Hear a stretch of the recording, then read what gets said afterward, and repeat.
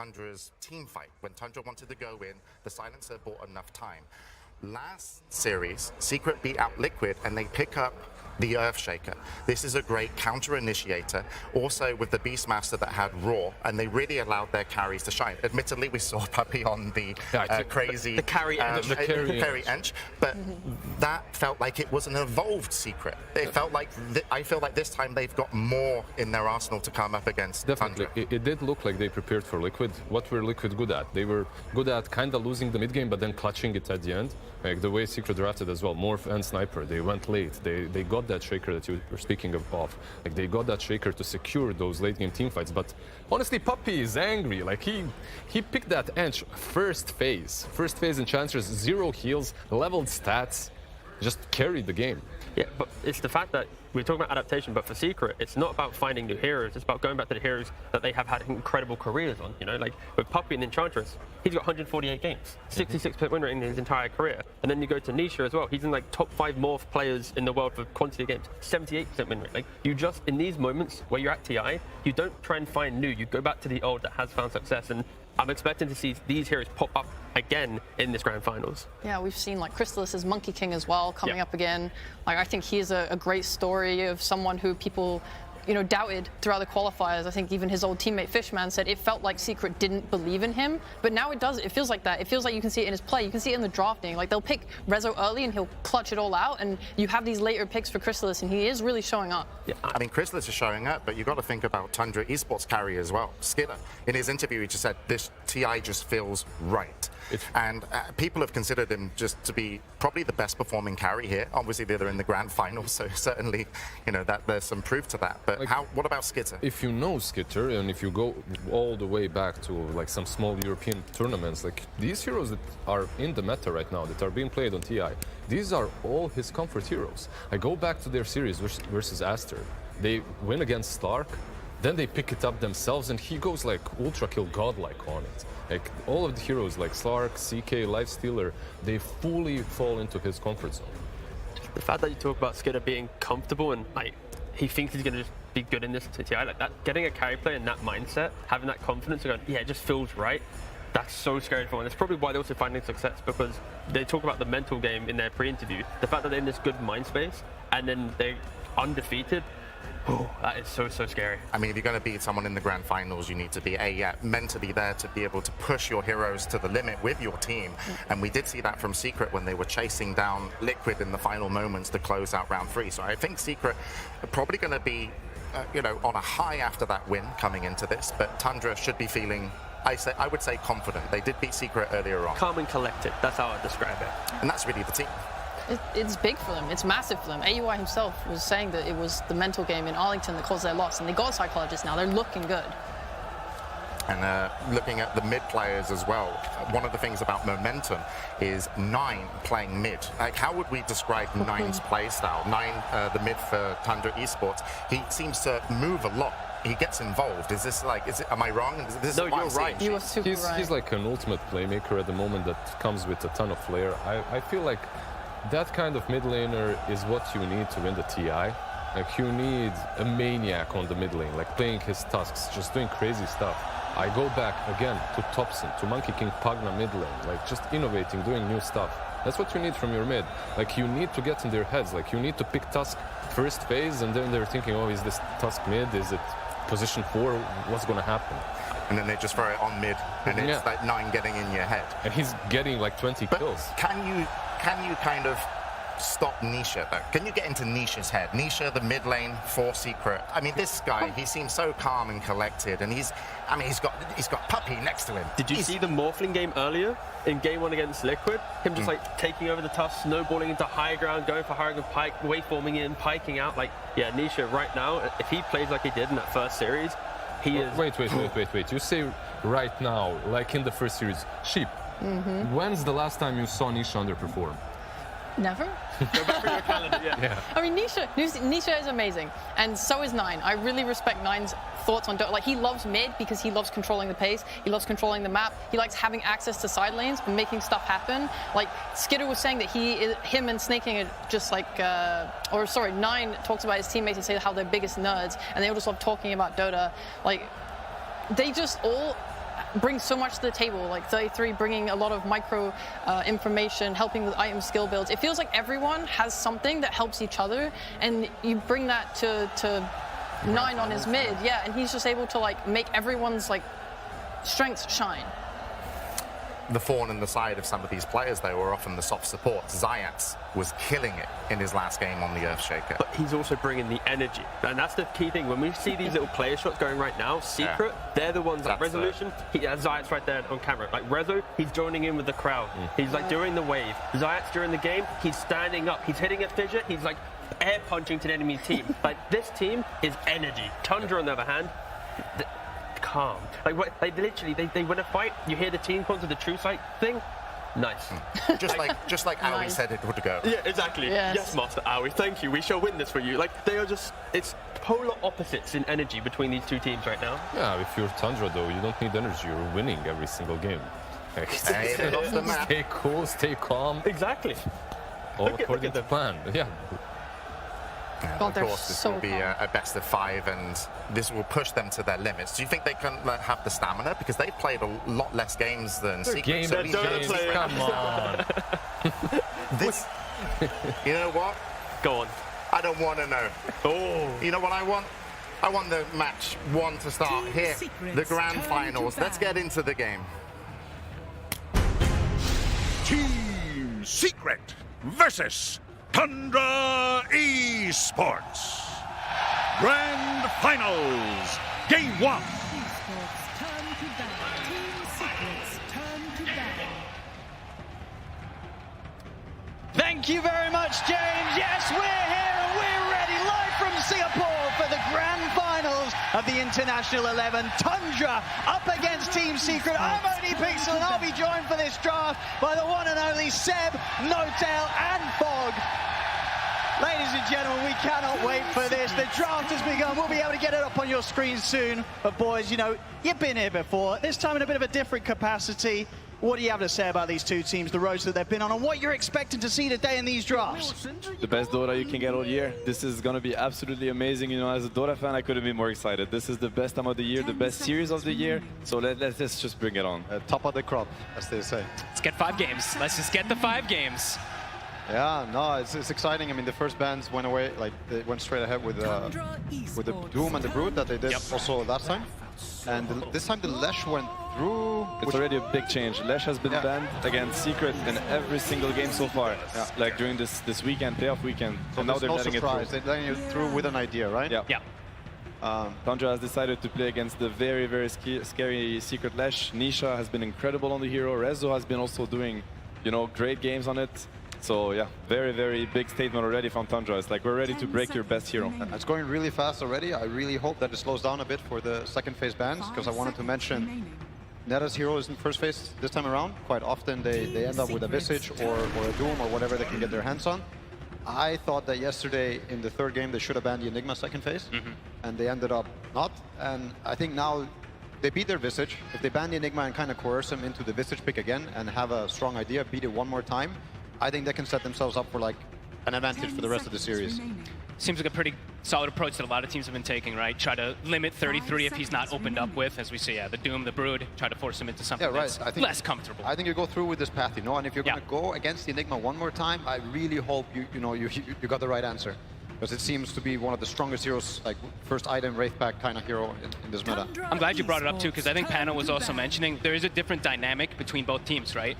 Rezo never really buys the Wraith Pact for the most part for this team, while for Tundra, 33 tends to be like taking a step back, more being that support offlaner. So it's a really interesting dynamic they do have between both teams. And also, yeah, they have two very different styles, these two teams. Like, these are really two different styles of Dota that are going to be clashing. Secret is very much about, you know, the lanes and the momentum. They also enjoy to scale, whereas Tundra, I would say, is a style that utilizes the map much more. Yeah. And the early game. Like, Tundra has almost been winning every single early game that they go into. I mean, statistically, they just seem to have this snowball effect, also related to the Wraith Pack. But yeah, they get a lead early on, the map starts closing in.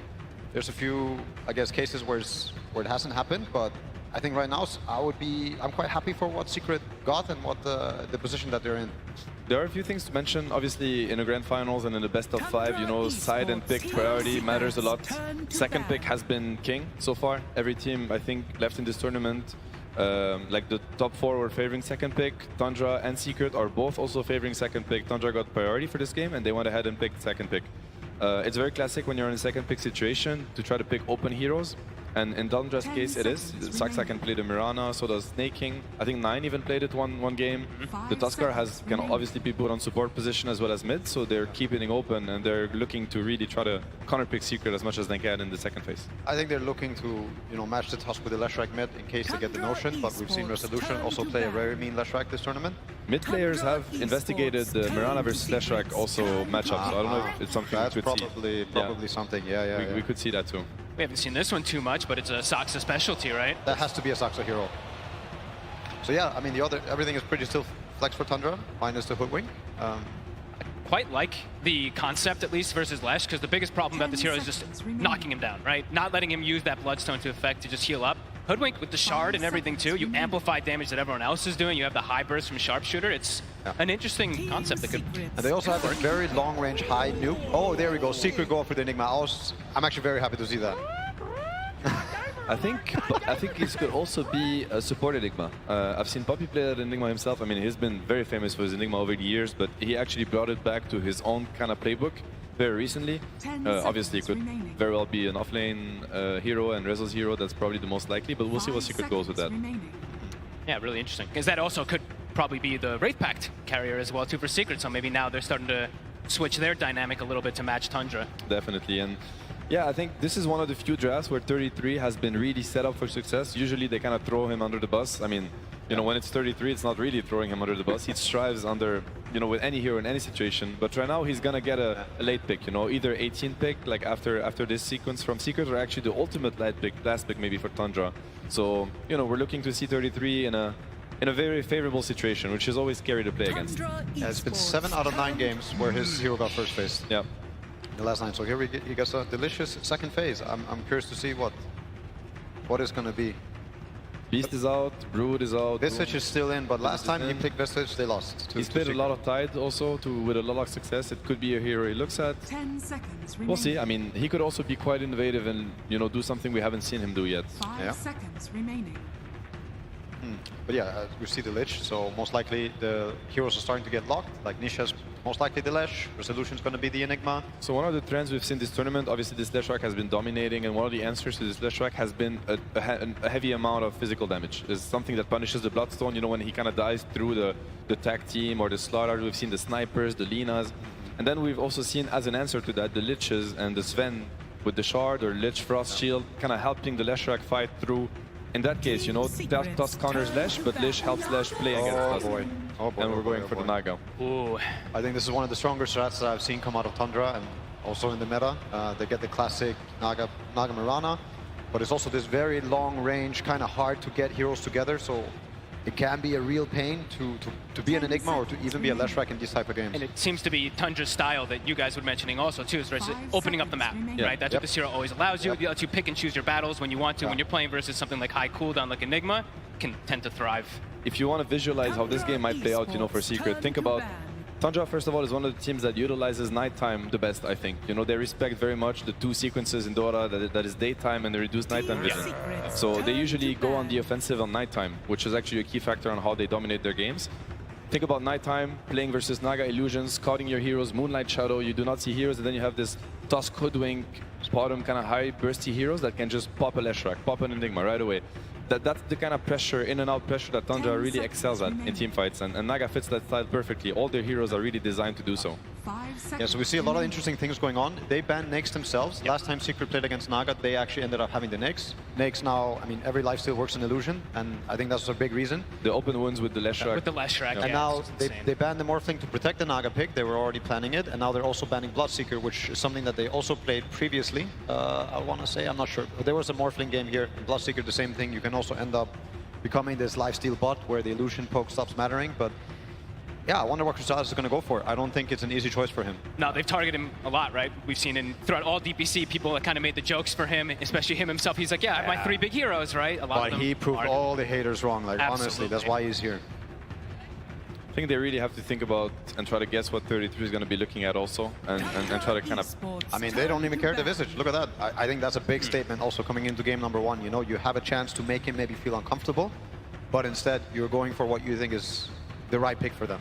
Not sure how much I would like Visage for Tundra anyways as the last I mean, pick. probably not the strat with Naga, I would say. I don't think at all that's what he would should go for. 10 seconds remaining. Yeah, it could be the Tide, I think they have perhaps. to respect the Tide, and Yeah. most likely will try to 5 pre-pick seconds for the Tide remaining. launcher. Yeah. Yeah, I agree. I think the Tide is also what he would be looking at. I also think Batrider is a really strong hero with this kind of strategy. I don't know if it works. I mean, it has some value, you know, with the heroes that you have, but even against the Lesh and the Lich, you can get like some high magical damage scaling meta hero, but I don't think he's played a single Batrider game. Maybe not this tournament, but it's definitely one of his very strong heroes, so it would not be a surprise. Seen a couple teams even try like the Brewmaster versus the Lash, right? Where you just lift him, ignore him. A lot of situations too. Is left in the pool. It is. You also get a meta hero. dispel. You get a dispel for There's a Frost Drow Shield. ban. Yep. Okay. It could be a great brew pick, by the way, and it's a very big 33 heroes. Yeah. 33 hero, by the way. I think it's a great suggestion. When I see like the Drow as well too, we saw even though the game was kind of back and forth, you saw that long duration silence and a lot of fights just devastate him too. So I do think it's a little anti-synergy with the 10 Naga. seconds. Quite often, it doesn't really mesh super well. But of course, I mean, 5 seconds I respect. remaining. I'm the biggest Brew fan on this panel. I don't care what you guys say. Brew for life. Wow. I would pick Brew every day. It's a great every hero. game. same. But not really because I can't play it. But if I could play it, then, yeah. Let's see. I mean, they have very What's little time left? to work with. What's and left for a lot of Crystallis? heroes have been banned for Crystallis. Yeah. I mean, he's played some Ursa and Ursa at this game. no, probably not, right? But out of the heroes that he's been looking at, I mean, Yeah. I'm just. It's hard. It's hard for him to choose. Ursa, I he's think. played Ursa and Dawnbreaker that I can think of this tournament. Dawn is still in? that aren't banned. The Dawn was nice when they played it. Oh, That is an let's go. illusion. That's an illusion killer too. Nice. Yeah, the Flesh Sheep now also working Yeah. against small instances of damage. It's a good matchup. I mean, I think it scales pretty nicely into a Naga. It's also the hook versus the sleep. It has a lot of value. I mean, even now you can even hook through sleep. Yeah, you They can. changed that, so you can hook your allies out, you can hook the enemy. Yeah, and this Naga cannot sleep TP with the early levels of sleep. You need, I think it's level 3 sleep to get full max range. And this Pudge with Frost Shield, Exactly. he's going to be really hard to take down. It's a nice frontliner, nice like yeah. distraction as well for the Lesh Shrek Yep. to kind of do his own thing. The Pudge can kind of force spells onto him and then protect the Lesh. That's Do you pretty think cool this is pick. Crystallis calling, or do you think this is like the team and he, you know, providing also good suggestions? Because I didn't even think of, you know, this Pudge coming in here. I had forgotten. I think a lot of people might. It has kind of started getting forgotten in a way, right? But because Lifestealer was so prominent, people have started to learn how to like play versus it. But And he There goes it They is. will go for But it. hey, isn't this Lich Pudge against the Tidehunter? But I think That's- he looks at a lot of the Tide bottom, chain stun, you know, with Of course, the sleep. of course, It's yeah. like they're going for their bread and butter strat. And obviously, I do feel like Secret covered very nice angles. Both teams really got drafts they must be super happy about. And that's the first game. So it's very exciting. Who would you rather be? Hard to say. I think Tundra, their strategy is very strong.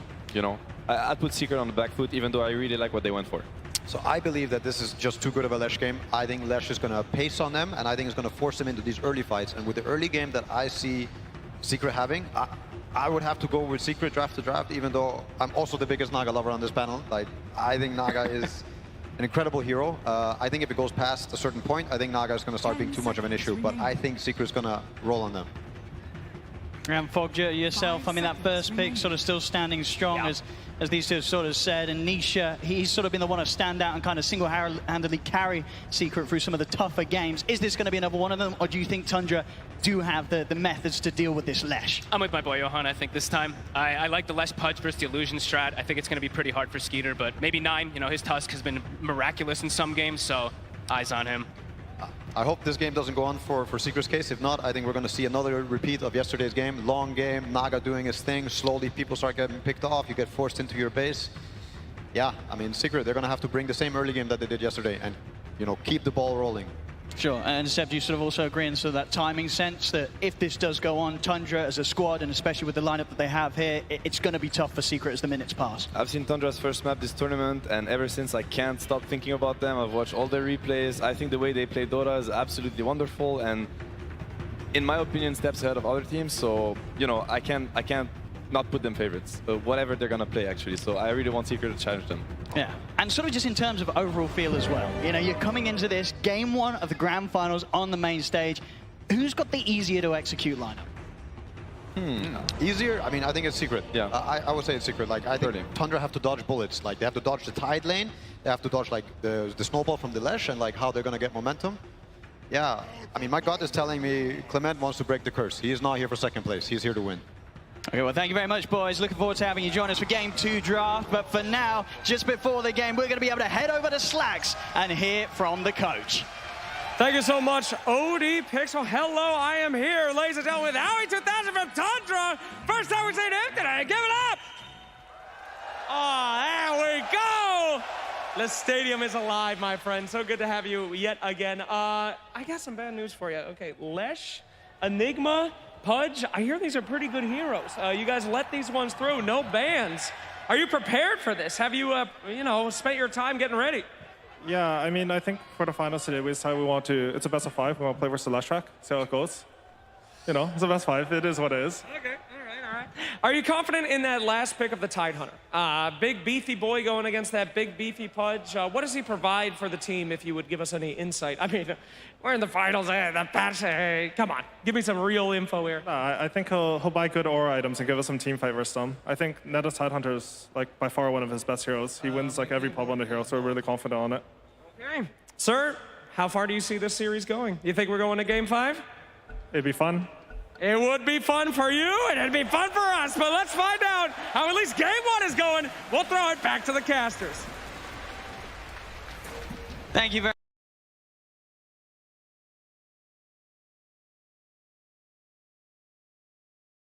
much, Slacks. And one more thing just before we get into the action. We've got a very little special video here from Resolution, a bit of a pep talk before this game begins. Let's hear what he had to say. I mean, honestly, like, this is what we play for, guys. We are playing for this moment.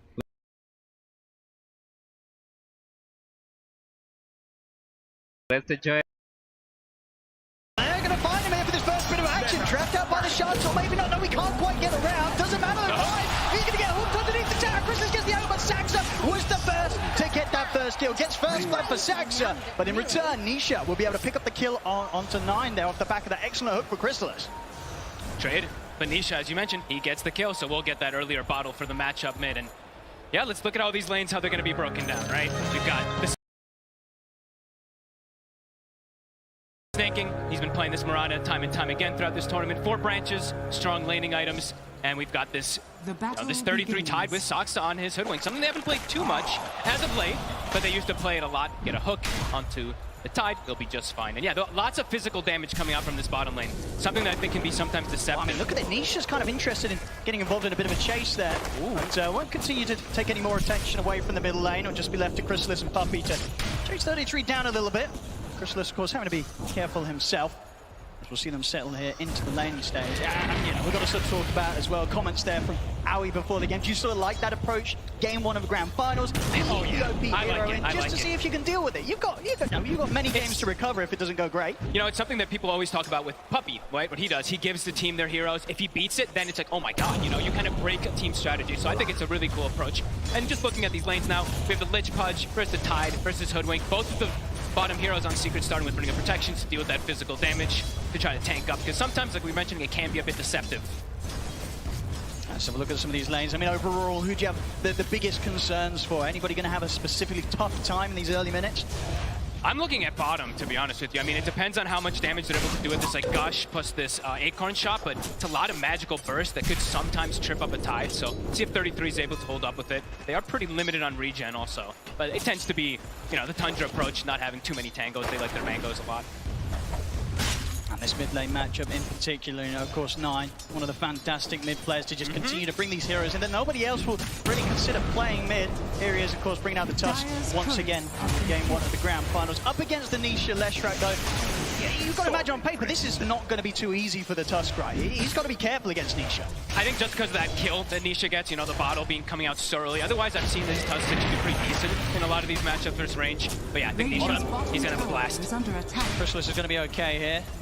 Both spells on cooldown from Saxa and 33, so no further chase, but fair bit of a harass, keeping Chrysalis pressured underneath the tower.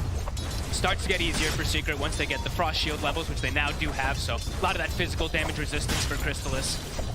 But as we've seen so many times, Tundra, this offlane, these two, they're special together. There's something about them. They even lane matchups you think they can't win, they sometimes end up just doing some type of crazy lane shenanigans and coming out ahead of it. So let's see how they do adapt. I mean, what are some of the things that they do so well that kind of means that they, countless times, they are the duo that's just winning out in this lane? It just feels like they always know how to trade a little bit better. Either they either trade or they just do these constant lane pulls, shenanigans with Saksa, just re-manipulating where the lane positioning is. So it's just a Tundra specialty. We're seeing top also starting to have a bit of struggle as tends to happen versus these Enigmas. The Eidolon's building up. Crystallis will be okay. I mean, that bottom lane really... It's the lane very to much, watch. It's a case of, how much do Tundra try and push for that kill on the Pudge? Yeah.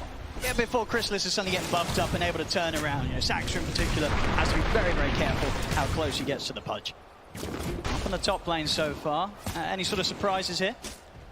No, not so much. I mean, the Eidolon spam, it continues to happen whenever you are playing those carries. It's going to be affecting you a little bit. But Skeeter, he's holding his own, him and Snaking. They have kill threat constantly, too. The early point in net with that arrow combo.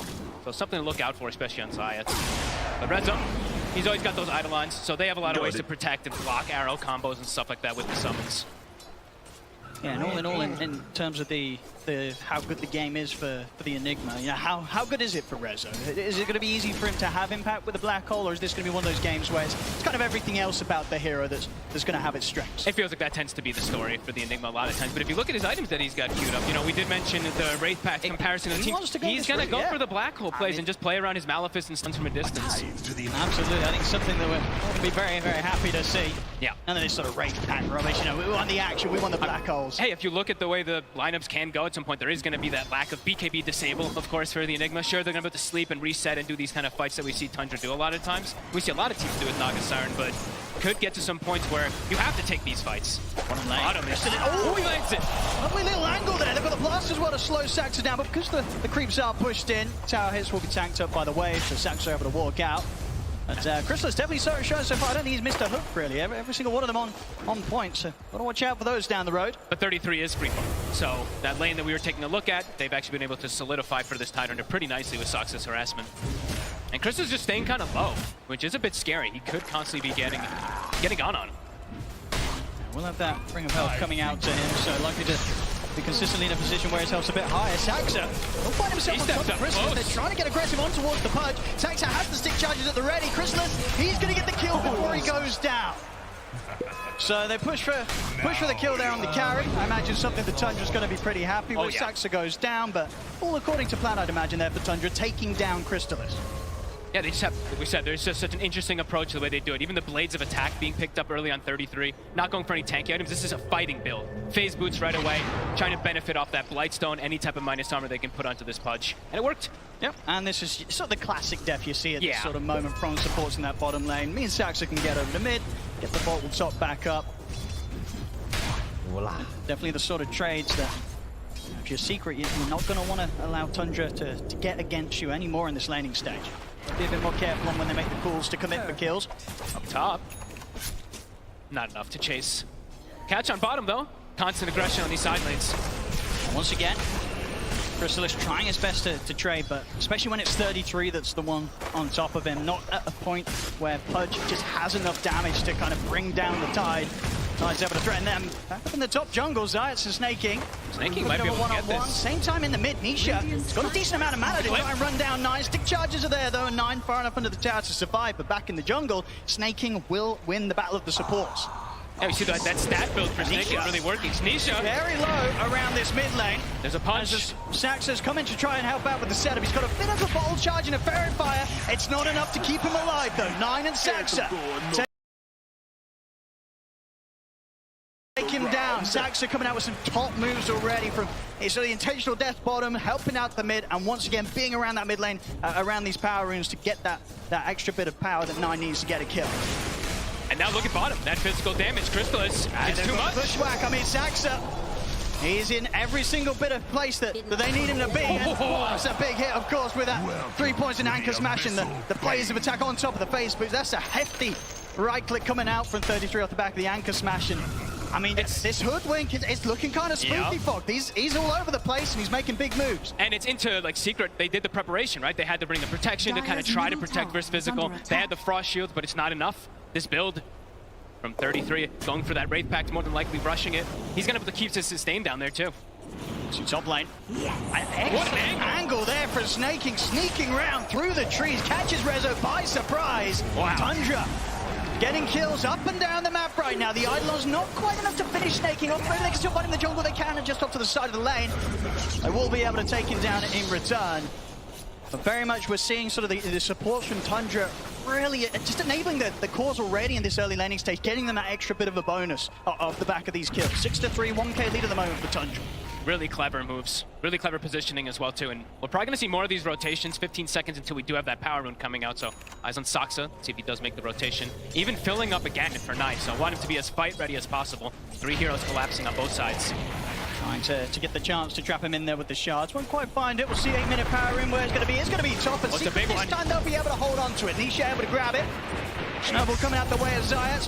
Only going to set up for the stun for Nisha. He's ready to run down 9. 9 has got the help from Saxon. Saxon with a bushwhack holds them back, but they'll still be able to run down 9.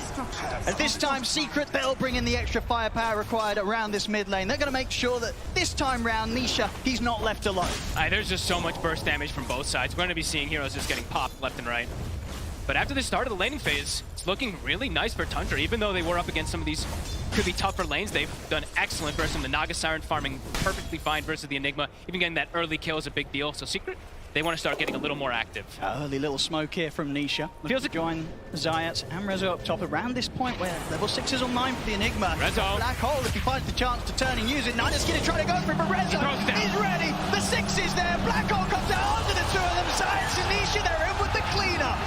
Tundra, they try and make that play. And another one. Now Saxon's got to be careful getting himself back into the trees, back behind the tower, but Zayat, he's still sweeping around. They may still find him.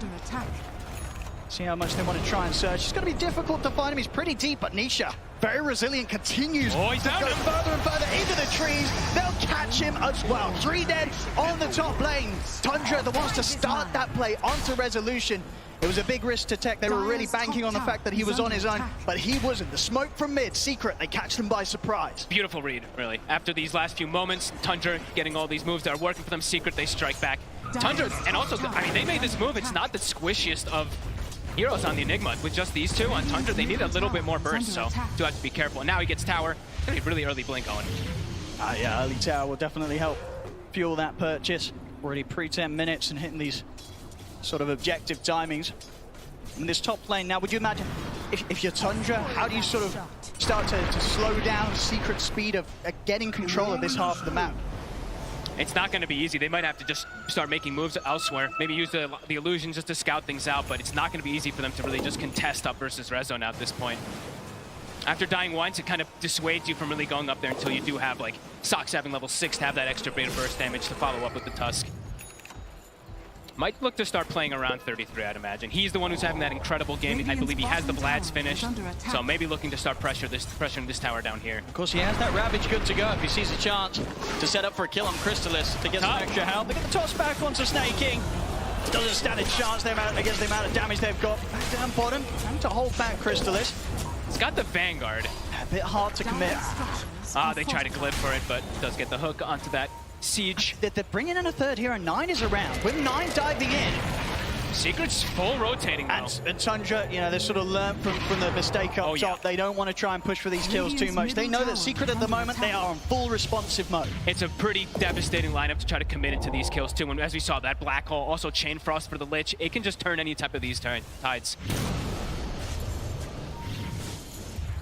Being much more careful now. See in terms of position for Tundra, they'll leave to that top lane here for the Mirana.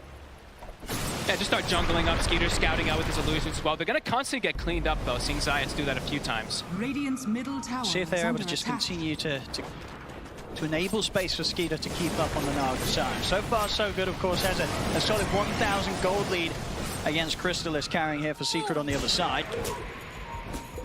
Things are close. So, as Noto and Seb were saying, you know, the pace of the game for Secret. They probably want to accelerate things a little bit more. Tundra, whenever there's these low periods, they're pretty happy that they're not getting pressured. We're going to see if they can take down Chrysalis here with the three of them. See what sort of help he gets this time round. It doesn't look like there'll be enough to save him as Tundra. They'll get the kill. They strike again when they know that it's still at this point where Secret, they've probably not got the TPs back up. They just don't have the methods to respond when Tundra time their aggressive moves like that. This Hoodwink seems to just be the specialty, right? This burst damage and getting that 6 now. Radiant structures are Should be able to set up for this tower, finish it up. They still have Ravage too, so the threat. Secret, look like they're going to play on other sides of the map. Nisha going to start hitting mid. He pretty much has the Bloodstone done. Top net worth. Nisha. He's had many of these games where he's been at the top. And he'll have the whole match. He'll have this Bloodstone a bit before the Wraith Pact is going to come out too. So we've seen a couple times Tundra, they've counteracted this Bloodstone a lot because you just prevent how much damage it does, so you prevent how much healing. So if they do get that timing, Secret could start to take advantage of the map a little bit here. Bloodstone is done, so playing around this Lesh, it's going to be problematic. Tundra might have some issues in these next few moments. They're going to have to bring the Tusk and the Hoodwink maybe into most scenarios just to burst this Lesh down. We're seeing a Secret, they know how strong Nisha is at this moment. They smoke him up, take him anywhere on the map. It's got very outnumbered Tundra, they'll have a very solid fight on their hands, no doubt about it. Saxa in good position, the scan up by the Moonlight. Scan as well catches the Secret rotation. So maybe unlikely now that Secret are going to be able to make this a sort of jump with any sort of level of surprise. Quick turn with the Bushwhack, make sure that there's no further jump over towards Saxa, and Saxa immediately ready to turn. The trap sides in the shards, sets up for both the arrow and the sharpshooter to bang on target, take down the kill. That burst from a distance, you don't really need to commit too much of anything. And now Secret, their rotation ends up not working, not getting them anything big. Does show that the Bloodstone is finished though, so I think Tundra, they're going to keep tabs of that, sit back, farm a little bit, wait until they have an opportunity to actually catch this Lash when he split away from his team. And Skeeter, he's still doing fine. You know, still loving life. Things are not too problematic, even though he has that death that they had going for the Enigma. He still has pretty good timings on his items. Absolutely, yeah. He knows that when Secret try and poke at the rest of his team down there on the bottom half, this whole area of the map opens back up a little bit more for him.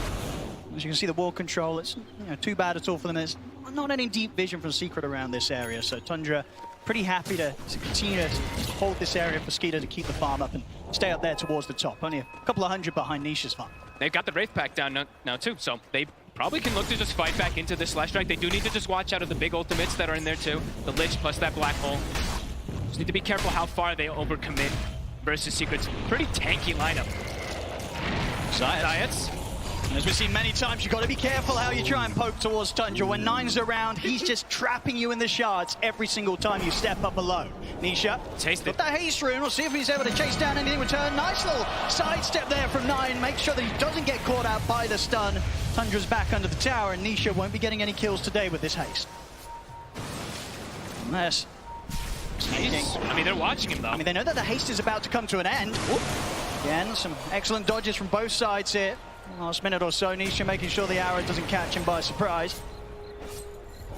They need more heroes there. If they're going to go for some type of Ravage play, they need to go for those chain stuns if they're going to try to get Nisha. Very tanky, 1800 HP with the Bloodstone.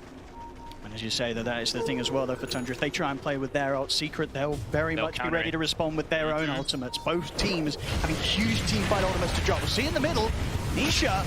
Just the time again, he's on his own. They have Bloodstone charges, but Tundra, they're just able to blow him up. A bit of a rare situation there where Nisha was alone, and Tundra, they make sure they don't miss out on the opportunity. And they make the move immediately, and nobody else is around for Secret. No, he didn't have any help, exactly. And they dropped the Wraith Pact down, so there you see, even though he popped Bloodstone, he has all this damage coming out. It's actually not that much damage, nor that much healing. No cares if they're going to commit Ravage there, it's perfect. Should be a free tier 1 tower, I'd imagine. They have put the fortification. We'll see if Secret try and force a fight. There's still 10 seconds, no Nisha. Look at the vision control as well, too, from Tundra. They have Ward on high ground, kind of watching everything right now. And they're back off for now, respecting the fact that Nisha soon to be back up. But the damage certainly done to this tier 1, incredibly low. Next push will take it off the map. Secret, as soon as Nisha's back in play, they might just try and find some sort of move around him. This time round, making sure that they're in position to enable the Lesh and not allow him to get caught out alone. That's the biggest thing, right? They have to start playing as much as possible around Nisha. Try to slow down Skeeter, because all these moments ticking by, this Naga Siren's just getting all the free farm in the world. Manta's finished, has an Arcane Rune, so he's going to be able to push out these lanes freely. Just keeping all these lanes shoved in, so it's hard for Secret to really make a move without them getting caught themselves. And yeah, that deep vision, Tundra, I mean, having these deep wards that haven't been taken out is a big deal right now. 4K lead for Tundra. Very much, you say, taking over the map. And with the Moonlight Shadow. And see if they can catch Rezo alone. Rezo senses something's up though. He is squishy now. I mean, he has not built any HP items whatsoever. 1,000 HP. They have a plethora of burst damage. This is a scary place. Tundra, they won't hesitate to dive if Nine's able to set up with the shards into the trees. He's going to try for it, see what he can find, and he finds him. It's a perfect trap. I'll get the bushwhack in as well. Rezo getting taken down behind his tier 2. Once again, Nine just continuing to be bang on target every single time with these shards. And this is pain. I mean, look at the moments. 5K gold lead now. Crystallis, he hasn't been able to find much of anything after the laning phase. They're making all the space for Skeeter, and they're getting kills out of it too. They need to slow Tundra down somehow, or look to make some sort of fight happen around their own ultimates. Just set the team fight up for Nisha to be able to burn through these enemies with this incredible amount of damage he can do as the Lesh. Dungeons just, I mean, they're keeping all the lanes pushed in. Look, Snaking goes to the scary lane. Top, he's going to push that one out quickly. Mid's pushed in, bottom's pushed in. Skeeter's already starting to look to cut some waves. Okay, maybe suiciding some illusions, but looking to cut some waves. Yeah, the pressure on the map, it's too much right now for Secret. Just getting information on who's sort of still sat back here in the base. They know that Rezo's only just stepping out, so they can sort of plan for the movements of this Enigma and make sure that they're ready to prepare for any sort of jump Secret tries to make on them. And look, they're building more and more damage. Crystallis, he's really far. Deep. Very far up the lane. Now you can see Tundra, they're a bit hesitant. They know that if he's going to play aggressive like that, chances are that the rest of Secret's there to back him up, and Secret were able to step up. As soon as they see anything, though, 33 is just knocking on a tier 2 bottom as this Tide. Getting close to his pipe as well, so all this damage mitigation for the Lesh. I mean, it's starting to get online. Yeah, the amount of pressure that Tundra can apply, something that we've seen them always had the power to do with the drafts they normally enter in with. 33's Tide just being able to sit down here, Skeeter able to split the map up with his illusions. It's just a whole lot of everything that Secret's having to deal with right now. Tower's just continuing to get hit. 33, he just knows he's free down here because he also has that ward backup. He has Skeeter near him too. Tundra playing the map beautifully. And yeah, they got that shard early on Soxa, so that burst damage that we were talking about, they're gonna have so much of it to take out this Lash, to take out that tanky Pudge. And yeah, lanes are already starting to get cut. There's already a Naga Siren problem. You very much see it in the net worth, and indeed so far, Secret not really being able to use the power of the Pudge. Now, Crystallis still very much behind here in the farm, and we see underneath the tower, Tundra will start poking at him, getting him pretty low. Chain Frost will be thrown out, but not too many bounces at all, and 33's ready to go back in onto Crystallis. Secret, at this stage of the game, they can't even protect that punch underneath their own tier 2. Rezo jumps forward, they're looking towards 9, but 9 and falls down to the side. He's going to be able to step away, see if they can continue to try and get any further catch. Sides will be able to get the toss back onto 9, so they'll take him down. But look, very much, it's such a struggle here as we're seeing for Crystallis. Yep. Under tier 2, Secret, the rest of his team pretty close by. They couldn't help him. And they need to get more. Tundra, they're ready to try and pick more kills out of this here as they head into the jungle as Secret. Catch out puppy, ravage with 33. Puts an end to the life of Zayat. Nisha has to step back. It's just him and Rezo on the retreat right now. Rezo? See if they can get any further setup. Gush from 33. Sharpshooter hit coming in as well. Respawns will be there for Secret. Crystallis back in action. Tundra, they won't push their luck. They know that they're maintaining this lead. And as we've seen time and time again, once they get that lead, Tundra, they very, very rarely throw it away. Especially if they have Skeeter on something like this Naga Siren. I mean, he's been absolutely free the whole game. He's got the Orchid, he's on his way to the heart, and it feels like there's going to start being some really big damage issues on Secret. And the map just continues to be pressured everywhere too, right? Tundra, they're forcing so much bottom. It's like 4 or 5 heroes of Secret having to react to this. Meanwhile, Skeeter's just, he's loving life. Plan is being executed perfectly by them. And for Secret, approaching into any of these fights, like Zayat, he still doesn't even have his Blink Dagger yet, so him being able to jump in, get some type of repositioning, getting some fight advantages, it's not easy. Rezo is the one with the Blink as the initiator, but as we've seen time and time again, he's just very squishy at this point. He'll just die if he goes in. It's not easy at all for him to find the chance to get these black holes off, and especially before he has that BKB done. And pretty much impossible if Tundra, they turn up in numbers. And look at this approach from 33. You know, we were talking about damage mitigation so much. It tends to be a big thing that Tundra's going for. the pipe, the Wraith Pact, and he's even queuing up a Mage Slayer. So really cute approach. How do it's a you fight through this? Pudge and Lesh, right? Completely reliant on that magical damage. So if he just gets an Anchor Smash, if he gets that Mage Slayer applied on them, how are they going to be able to bring down the targets? Especially that Naga Siren, who's gonna have this heart pretty soon. Each passing moment here, each minute, Tundra is getting further and further ahead. Very much feeling the control they have on the game this early on as well. 22 minutes in, 8K lead. Yep. And they even have, 9. Oh, we got the Orchid coming out. We'll be lucky to find an illusion rune. He'll be all right. And yeah, they also have 9, who's going to be going for his standard Tusk build. He's going to be that straight physical damage burst also. So they have kind of everything going for them here to be able to take down, focus fire the Pudge, focus fire the Lash, reduce their damage, and take objectives. Yep. That's the other big thing too. It's going to allow them to get Roche a little bit easier and push those towers. It really very much is a case of, even through that Bloodstone heal, Tundra, they will kill Nisha so quickly. The Secret's response, it has to be immediate with their sort of counter initiations in terms of the black holes and such. I mean, it's 22 minutes and there's only 2 Flesh Heap stacks. Never a position you want to be on the Pudge. But Crystallis, he's got Ags done. Let's see what he's going to be able to do with this. So around the mid there, looking towards 33. This is not an easy kill. He's very tanky.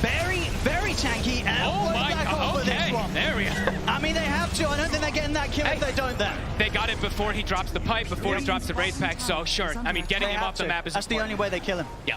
They've got to do it quick, they've got to do it safe, they've got to use the black hole in situations like that. Now take him off the map, and it will at least sort of give them a bit of peace here, maybe for the 30 seconds.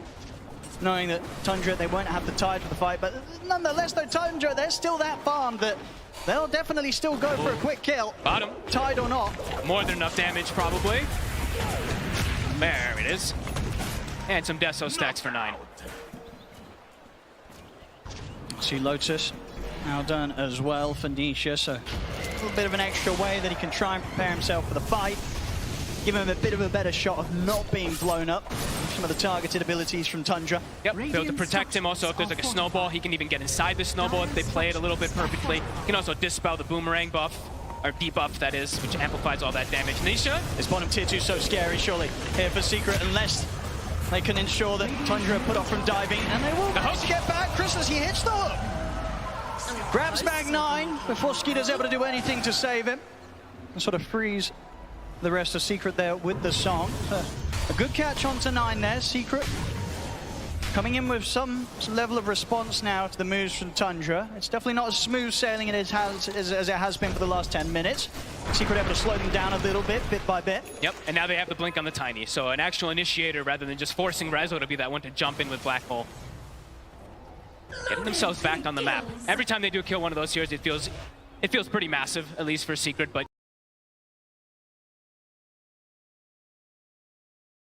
Tundra doesn't seem like they care too much. I mean, it's just the Naga Siren, right? Skeeter, he doesn't care if he sees a hero or a teammate die every now and then, wants a minute just one off on their own. As long as he's still hitting the creeps, he is happy. Top of the net worth, and indeed with his heart, you can see Skeeter.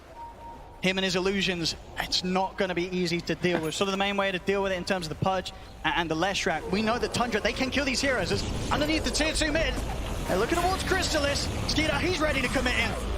As they go right in on top of him, Nisha will turn up for the fight, but not able to make any sort of move in time to save him. Crystallis goes down.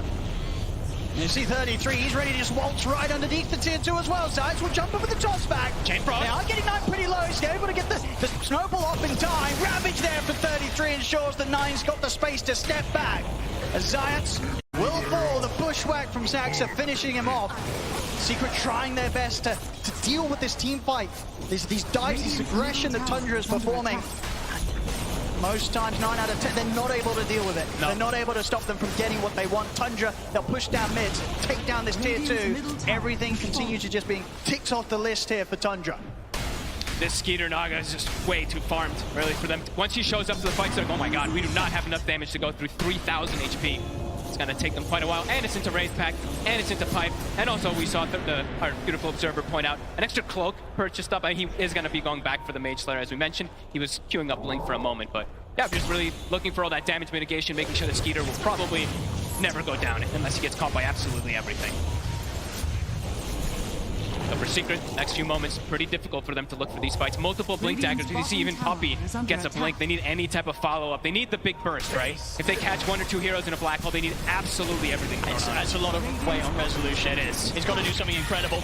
We get the toss back here on a Snake King, but Puppey's like, Rezo's going to use the black hole. Only on one. He catches Snake King though, and the song's out. Tundra, they're able to reset the team fight. Puppey goes down. Zayat's also to fall. As they'll lose Snake King, but they get to, once again, Tundra just proving at this stage to be almost impossible for Secret to fight into. Tough position to use Black Hole. Pre-BKB even to all these stuns into Song. I mean, he must be close to the BKB, right, Rezo? Getting closer. I mean, he bought the shard, he bought the lens, so he has delayed it quite some time for himself. And Tundra now, they probably are like, okay, well, no Black Hole. We can probably look for Roshan. Straight to Roshan, indeed. They know that there's going to be no chance of Secret heading out to this area of the map. And they kill it fast. With Riptide, with Deso, with Gush. See all that minus armor coming into play on top of the Orchid. Secret, they are reacting though, bringing 4 heroes. Scan is going to catch them. See if they can get any sort of fight going here. It's not easy, there's no Black Hole to rely on. They're still take straight into the fight with Chris as he walks forward. Snowball's going to be there for now, gets them over towards Nisha. They're trying to step back though. Nisha getting off a good amount of damage this time. See, but the sharpshooter comes in, takes down Zayas. Chris is trying to stand his ground with the dismember. They force 9 back to safety. Roshan falling low. Chrysalis also having to back away as 33. He's trying to finish off the Roche. Puppey and Nisha, they're stepping into the pit as well, but 9 heads in Snowball. They get the Ravage off the same time. Rezo tries to jump in to steal the Aegis, but 9 only picks it up. 3 dead on Secret. They'll take the Aegis quickly out the hands of 9. But Secret, they're getting chased back away from the pit. Very much felt like a bit of a last-ditch attempt there from Secret to try and stop Tundra, but they couldn't take the fight around the Roche pit. It's 4 dead, 9 continuing to chase. We'll see Puppey able to blink out just in time. It's a good fortune that he has that item there. I mean, it's wild how much damage is reduced there. In most situations, if there's not a pipe, if there's not a race so clumped up and they just still didn't die. Look how much they only. I'm saying only because when we've seen these Pudges on these Leshes, when they're able to stick on targets, 3 heroes inside that, you would probably see some 10,000 worth of damage or something. But look at this, the damage mitigation completely protecting everybody there.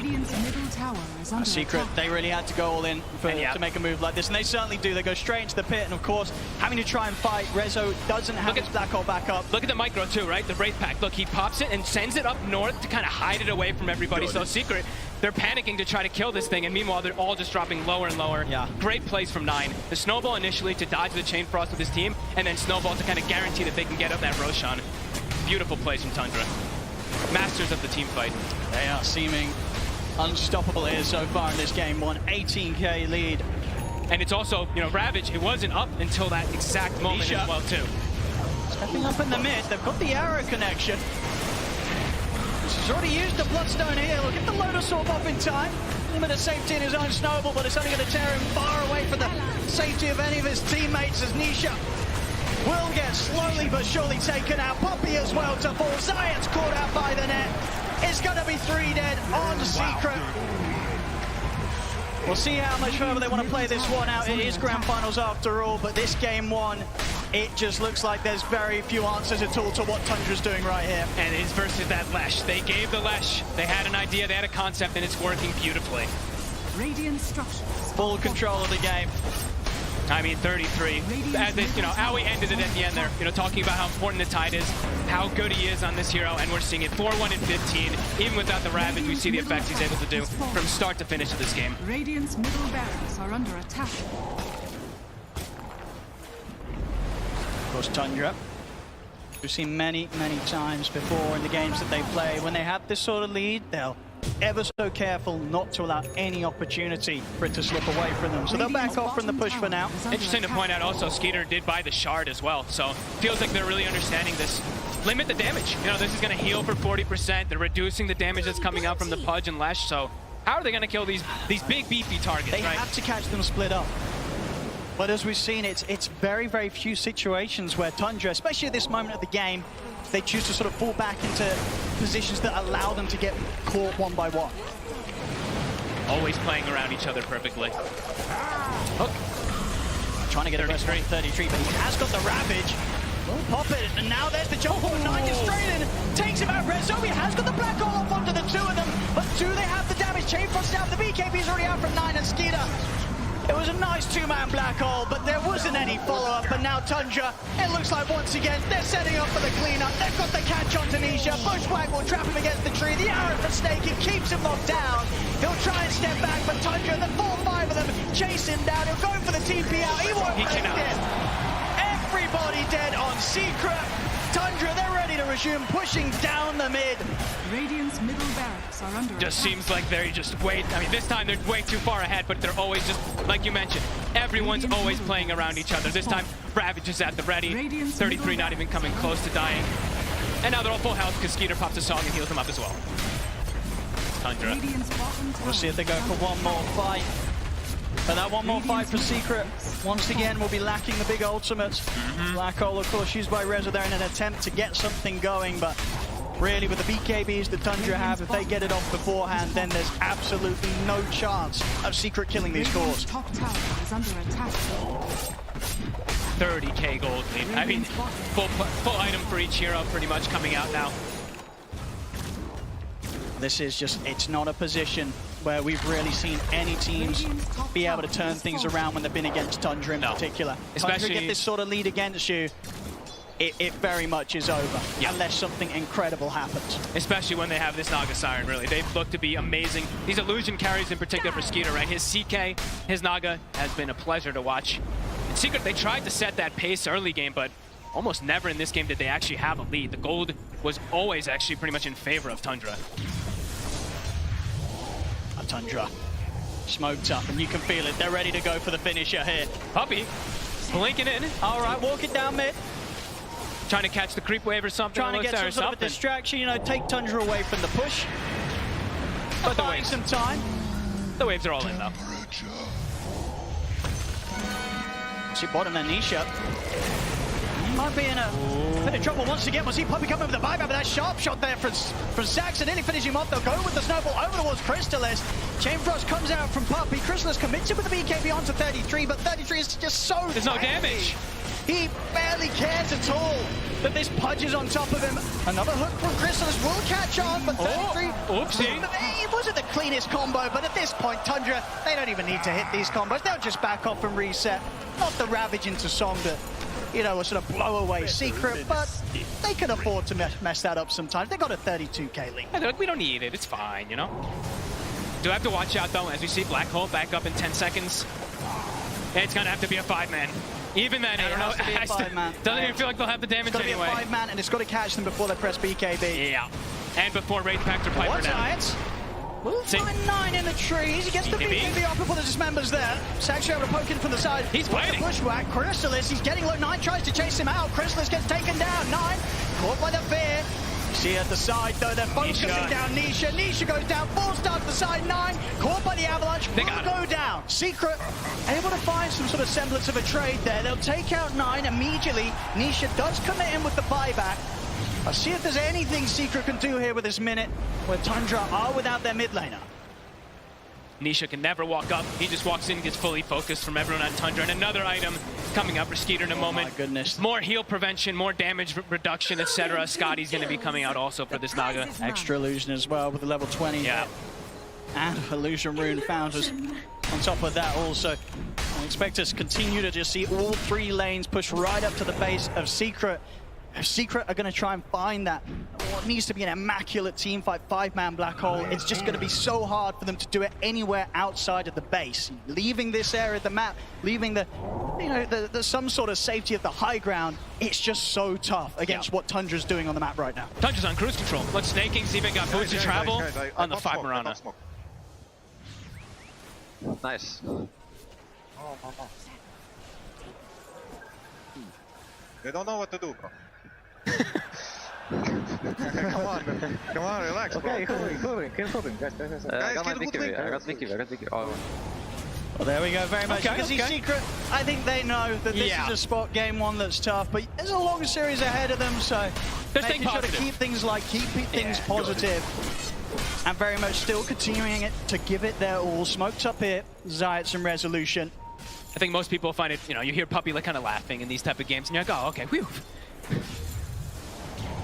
A heart now for 33. See, this is a scary place of resolution and Zayat. Close by to Tundra. In the trees. Everyone on Tundra is just so farmed at this point. Pretty much every single hero with core. Snaking. So hard to get I'll get over it. any grab, any toss back. Oh yeah, Snaking's got bots, Lotus, Force Staff, Drum. It is a massive. 5-position Mirana, by the way. We've seen some farm supports today. This one's certainly up there from Snaking. Tundra just tend to do this a lot of times too, right? Distribute their wealth nicely, especially, I mean, at this point in this game, of course, when they have all the space in the world, but... Can they see 33, but he's got not an easy 4,000 jump. They're gonna try. Now get the toss back. It's just, it feels so rough to try and commit onto this tide. He just Mage Slayer hits them and they do nothing. They've got to back off. 33's toying with the idea of a Ravage as well. Nisha really getting caught out by the Bushwhack. Will get jumped by 9. He's in with the Walrus Punch. A Secret just scrambling back up towards the high ground. And I tell you what, I think they're quite lucky to get out of there with nobody going down. They can't even, I mean, they tickle the tide. This build really from 33 is working perfectly. I mean, it's unkillable. The Pipe Wraith Pack we've seen so many times, but just throwing in this Mage Slayer because he sees that both cores are this magic damage emphasis. 6-1 and 21, exactly what you hope to see from your offlane. 4-1-15 on Skeeter. Should be another one here for Tundra. Again, these illusions from Skeeter making sure that Secret, they cannot even dream of getting anywhere close to the Roshan. Every lane pushed in. Puppy, up for a journey, trying to maybe collect some bounty runes. Blinks will be okay. Snaking won't find him. But the Roche acquired 40k gold lead. Back to business. Absolutely just passing by the sort of 1k gold a minute, something that you very rarely see in terms of a lead in at this stage of the game. Pretty much a full nullify done as well from 9. Even tougher to try and protect that core that gets jumped upon by 9. They're looking to go to. They're smoked. So many of these heroes just get immediately burst down, especially Puppy. With that Aegis, Tundra know that they can look to get into the face of Secret. 33's taking the tower by himself. He's just anchor smashing it. Yeah. He's got the talent. Chrysalis trying for some sort of a hook. They can't stop him. I mean, what's his Zayats? He's looking for a toss back. A 9 in response immediately on top of it. That's Zayat's gone. No buyback for him. Chrysalis. He'll pop the BKB. He's got to use it to step back, get some sort of distance between him and the rest of the team. He's going to try and stand his ground on 33. And 9 jumps in with a Warrior's Punch into the snowball. Overall, Disha Rezo. He's going to go for the black hole. The song is there. It's healing him. I mean, the black hole and damage alone, not enough to take him out through the BKB. Rezo's out. Does have a buyback, but even if he opts to do so, won't have a black hole to use. Tundra, they'll continue this push up towards the top lane. Taking down this set of barracks. A Secret, we'll see if they go for one last move. Maybe hope that Tundra gets a bit close to the fountain, but Tundra, they don't mess around. They're not making any mistake. 33 pops the Ravage, catches out Nisha and Chrysalis. Chrysalis getting low. He might just be able to reset this time as he is over towards the fountain, actually able to lift Nisha. Also able to keep himself alive for now with the Lotus. Reflects the net, but 33 is Skeeter in on top of him. No one else able to get Nisha away from Tundra as he's out for 100 seconds. The tier 4s are gone. They're on to the Ancient. GG is called. And Tundra, they take this game 1, and my goodness, they take this game 1. This was not close. Tundra in full, complete control.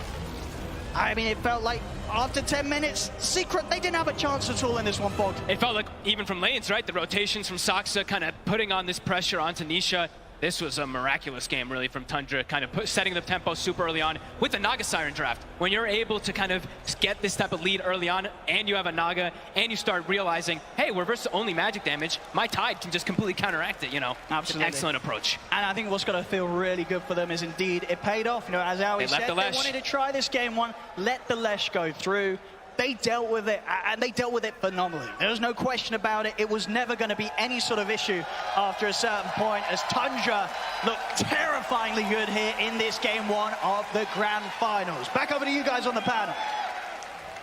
Thank you very much, Odie, Pixel, and Fox. Yes, Tundra executing psychological warfare here in game 1. They let the Lesh through, and they destroy it, and you saw Secret just walking off.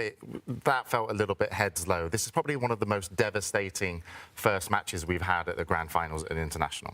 And it looked really good at the start in some ways. I mean, they had 5 heroes. Like, they did have 5 heroes. I mean, one of the plays that I was most excited for that game was when they came mid and ganked, and they managed to kill 9 on his Tusk. And in anticipation of his respawn, they thought he's going to move somewhere. So they smoked Zayat and Nisha to top lane, where they then do a counter gank on 9's respawn TP. And that was like, I was like, that's so cool. Like, they're really shutting down 9's Tusk this game. Like, Nisha's just following him around the map.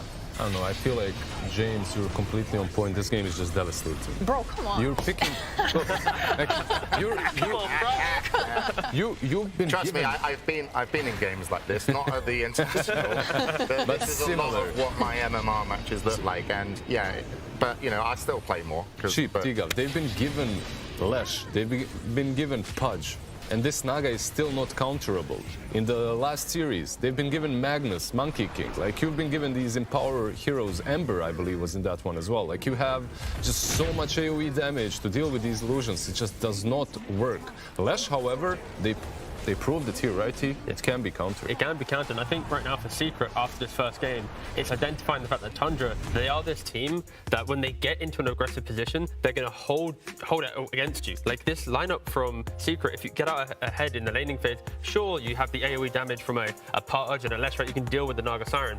But when you lose your early game, and Tundra is the best team in the world at just choking out, playing aggressive, not allowing you to cross the river, make any plays, and on top of that, 33, I know we kind of touched on it lightly, his itemization, he's identified the fact that if he gets a pipe, a Wraith Pack, even a Mage Slayer, I think Knoxville tweeted that it's like the 5th time a Tidehunter has ever picked up Mage Slayer on this hero, like he can just stand up front. So now in Secret, if they ever find the Tide, you can't kill him. If you then find anyone else, you're going to get an Argo Song. Like, it was just exceptional gameplay from them. But yeah, I think the Leshrac is the key story right now for this one.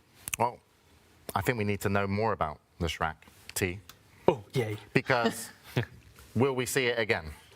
Oh, I mean, tell us more. Oh, tell us more. Well, of course. So Team Secret coming into this tournament, or at least into the playoffs, they'd beaten PSG twice in a row with the Leshrac. They had beaten Thunder Awaken twice in a row with the Leshrac. They were one of the best Leshrac teams in the tournament, but this game here is the first loss for Nisha on Leshrac, going now 4-1. Don't forget Tundra, they've not played any Leshrac at TI so far. They've not even touched it. They played it 6 months ago. So for Tundra to come into this grand finals, to give Secret one of their best heroes, beat them with it, potentially Tundra, it could slip into their hero pool throughout this grand finals. Isn't there another team at TI? It's quite a few. That didn't play Lesh? Yeah, back in the day. Back in the day, CDEC, they did not play Leshrac, and it cost them a TI win. It was pretty devastating, but looks like it's going to be the complete opposite story here. It was also a very broken hero back in the day. Yeah. And it still is quite a broken hero. And luckily, 9 has played some Leshrac this week. He played 3 pub games on it. So this strategy from Tundra, give Secret Leshrac, beat them with the Leshrac, never play it at all. It could set up for some mind games going into game 2, maybe game 3, that Tundra surprises Secret with a, haha, we actually do play it type strategy. But maybe I'm kind of getting carried away there. Well, it didn't work out in game 1. But do you think, Tundra, we talked about their map control. You know, they had really good vision. They strangle at the map. But one of the other things is this a counter to Leshrac as well, the fact that every single person you want to kill is just so hard, and they have backup. Because you don't want to be chasing a Mirana. Hoodwink, you know, gets into the tree line. You don't want to open up on the Tide. So it seems like they're not only masters of the map, they're really masters of control. And Leshrac needs to go deep into the fights. And so what do? Get a blink? Yeah, like Lich. Lich got himself a blink. Why not Lesh as well? Like blink on Leshrac is actually not that bad. It can happen later on in the game. They had different problems though. Like the initiation needed to happen after Ravage, post Ravage. That puts a lot of pressure on Rezo. Like you could see so many black holes that are targeted. Well, he catches a couple of heroes, but those heroes already pop the BKBs because he cannot wait. He knows that if he waits, the Ravage is there. His teammates are already dying. Leshrac, so many times he goes in, and he's the sole hero that's hitting the Wraith Pact. Tough. But of course, Team Secret will take a moment backstage. They're going to have a little bit of time to kind of regroup and pick up their heads. But we did hear from Team Secret earlier as Abo sat down with them before the grand finals. Welcome, Team Secret, to the round table. Are you guys ready for the grand final? I'm ready. Okay. Nisha was the first one that answered. It's good, you know. Like, why everybody looking at me for? let's get started with the actual questions.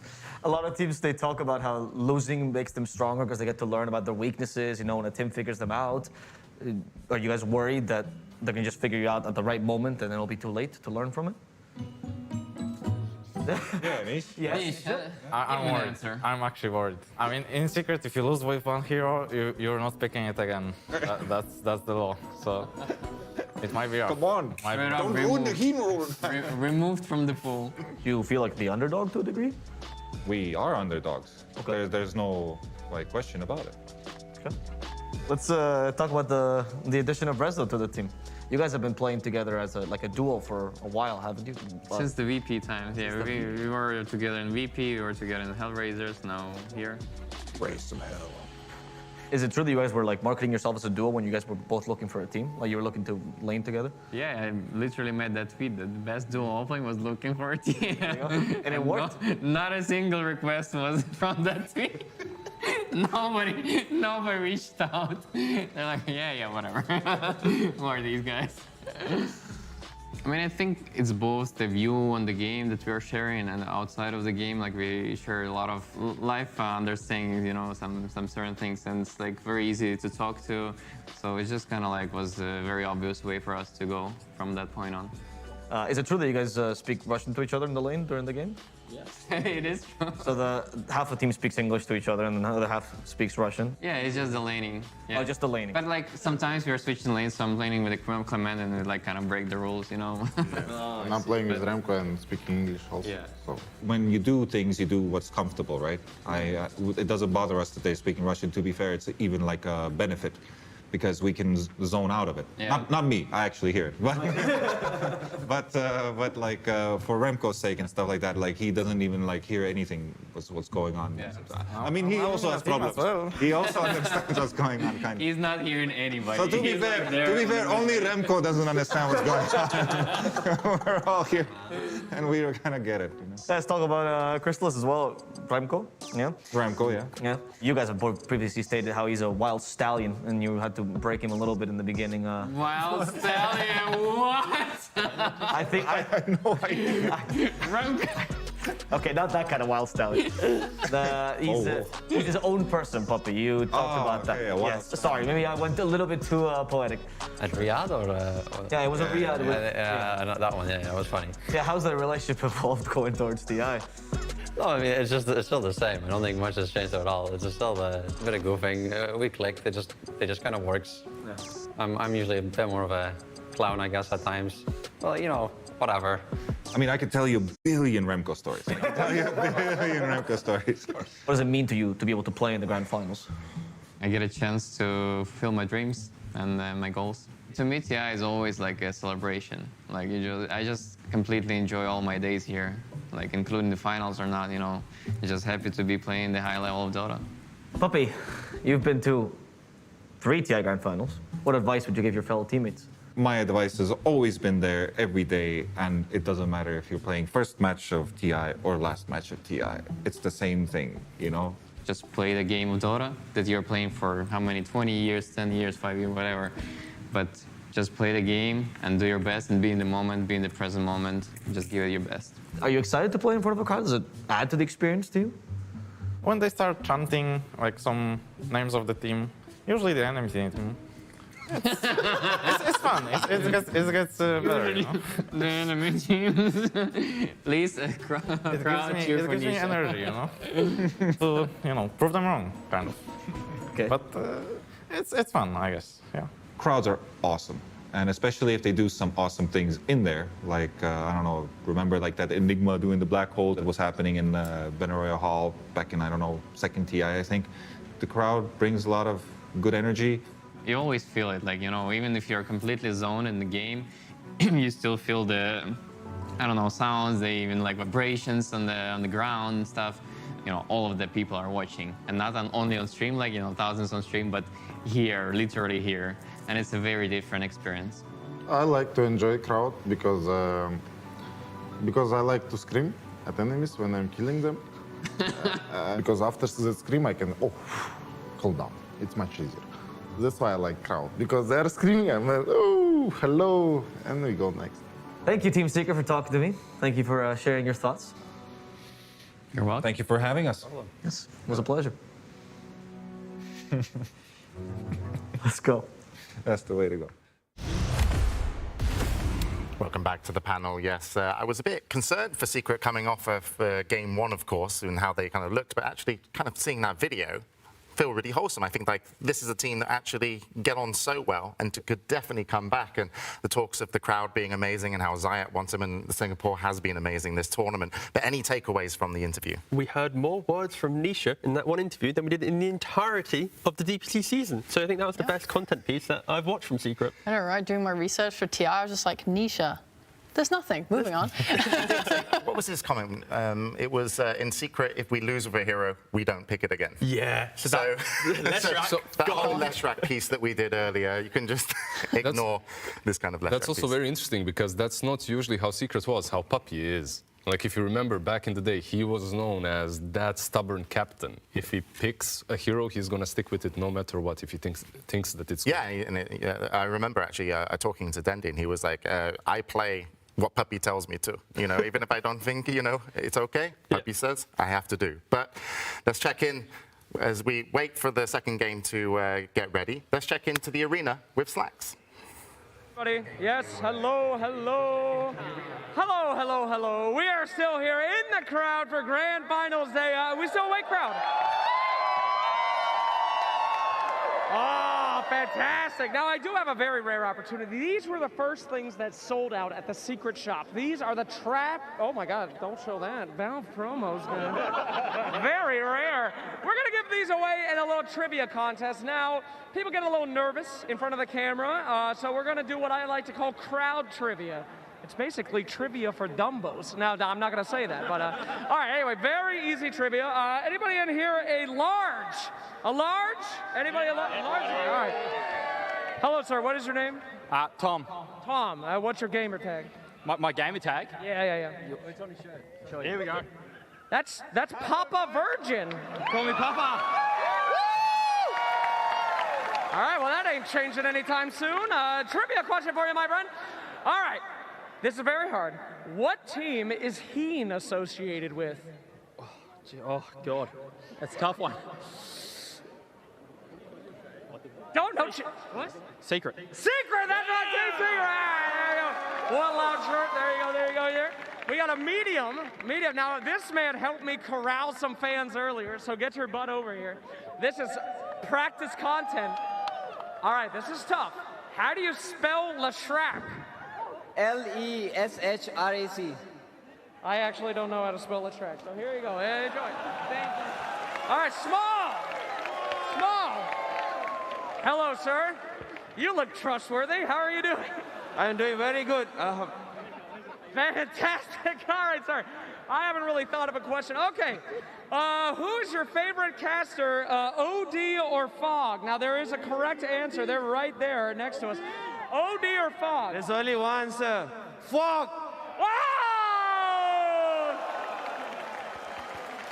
Wow, that's great. Unfortunately, incorrect, though. So we'll have to go to another. No, I'm just kidding. There you go, ladies and gentlemen. And everybody here, by the way, these are the primo seats, right behind the casters, right when everybody walks out. These were the guys that came in first. So give it up! And yes, we're still quite awake over here, so we'll pass it back to you guys. Keep doing your panel thing, all right? You guys give it up. Thank you, Slacks, as he rejoins the crowd to cause more carnage. Have you seen OD Pixel Cast, by the way? It's one of the best things, because those are the primo seats, as Slacks called it, but he is so animated, and Fog just kind of stands there. It's all the hand movements. It's really feeling and like part of the game. It's really good that they're standing behind OD. If it was Cap, someone might get wet as well, you know. That's true. This could happen. Yes, so we're going to be getting the players out for game number 2, Secret versus Tundra. And still, the storyline is Tundra dominating game 1. And Sheeps to kind of talk about, you know, really how they put down the, not only just their opponents, but put down the lock on the map. What were they doing, Tundra? Oh, wow. Yeah, I really liked how they utilized their fat Tide. They brought him away from the bot lane when around 14 minutes when he finished his Wraith Pact and used his Ravage to kill the Leshrac, and this opened up the mid tower for them. And they were able to get a deep ward in the enemy's triangle during this move, which is like, it's very valuable because then they move into the bot side of the map and they know how much they can poke and dive this tier 2 tower given the information they're getting from their vision. And by combining this with having 2 high damage supports in the Mirana and Hoodwink, it meant that they were able to assassinate and kill people without even the help of their cores. So they're just constantly applying pressure and kill threat to Secret all the time. That pressure is constantly enabled by the Naga as well. Those pesky illusions like Rezo, that wasn't a game for him. Why? Because there's always one pesky illusion following him around, breaking his blink dagger, hitting him. Like, by the time he gets rid of the illusion, the team fight is already kinda over. And Mirana plus Naga, like this combo, it needs to be dealt with. Yeah, the position 5 Mirana, it's only Tundra doing it, and it's the fact that in all of their drafts as well, they've got the Brood or a Spirit Breaker, the Enigma, like they've always got an element of just map pressure that other teams haven't been able to kind of replicate in their games. And yeah, this is why Secret in this gap, or this break at least from game 1, they need to identify how do we want to prevent Tundra having that map pressure. Well, we'll have to see as we're going to be getting ready for game 2. As you can see, the teams have now joined us on stage. And of course, we talked a little bit about Tundra, just how they're locking down the map. It really seems like they figured their opponent out, at least in terms of game 1. And actually, we're going to hear from Tundra about their opponents, Team Secret. I think Team Secret is a very formidable opponent because I think they've defined their roles for each other very well. And they know exactly what to expect from each other. I mean, obviously, they have Puppy. So like, it kind of goes without saying, honestly. It doesn't need to be explained. And by this point, it's also for Nisha as well. It's just such an amazing player. If you were just to think of each of their player, not even looking at any particular game, you kind of have an idea of what each hero will play. Nisha will generally play like a very high damage hero, and then Crystallis will either be some sort of utility or counter pick for the lane, and same thing with the Resolution. They know their lane matchups very well. It's like they play these stupid combos that you feel like the lane shouldn't be strong, but then they know something about it a bit more than you do, or like the synergy is a bit better, that they manage to win these lanes, and like suddenly like they have very good synergy in the game. The last time we played them in a group stage where we 2-0'd them, I think they messed up their drafts in both of their games, so I don't think we actually got to play the real Secret.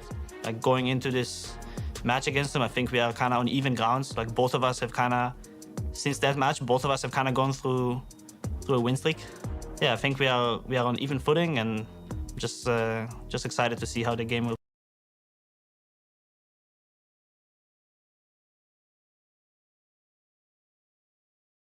play out.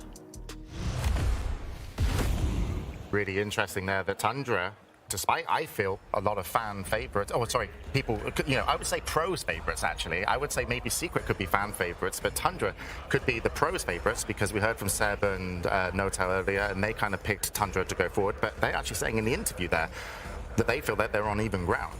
They're just being humble, not the pro players. Like, very rarely do you hear someone say, yeah, I'm gonna own you, I'm much better. Like, we have a couple of those, but not too many. However, Tundra, I believe they shouldn't be as humble. The way that they're playing, it's magical.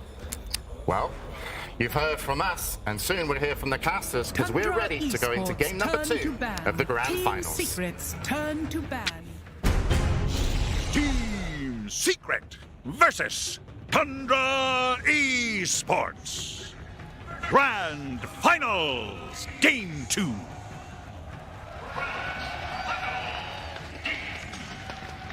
Seconds remaining. Thank you very much, James. And yes, we're absolutely ready here in Singapore for Game 2 between Secret and Tundra. Once again, joined by Seb, Notel, and Fox here for the draft. I mean, first off, boys, that Game 1, a pretty severe stomp, for the most part there from Tundra.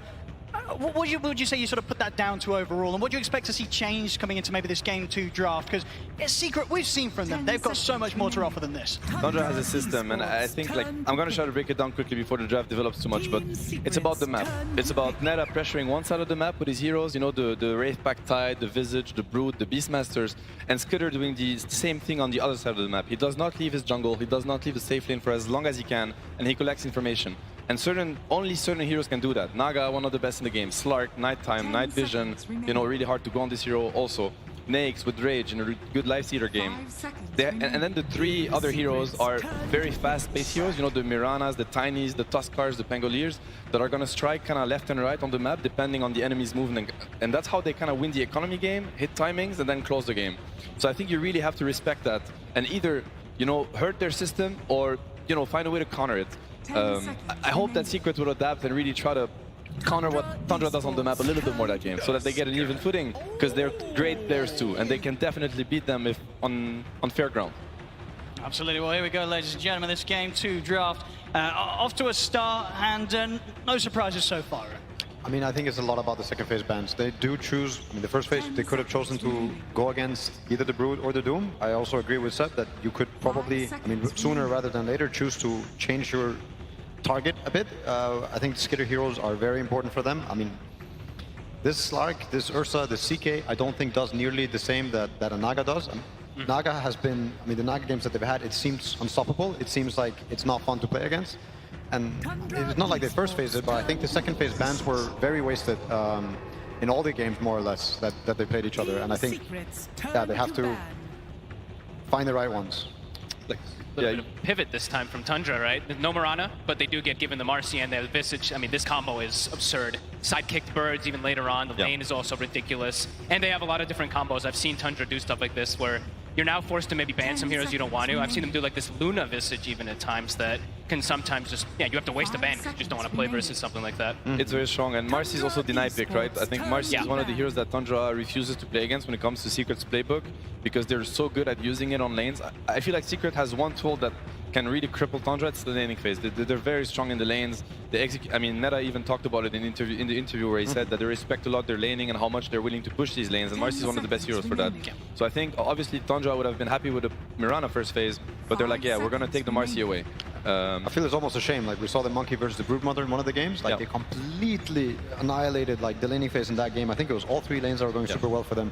And I want to say they could have done the same, you know, like don't waste a ban on the Broodmother, get your Dawnbreaker, stay within your comfort, like get the Monkey. I mean, the Monkey's banned, so it might have something to do with it.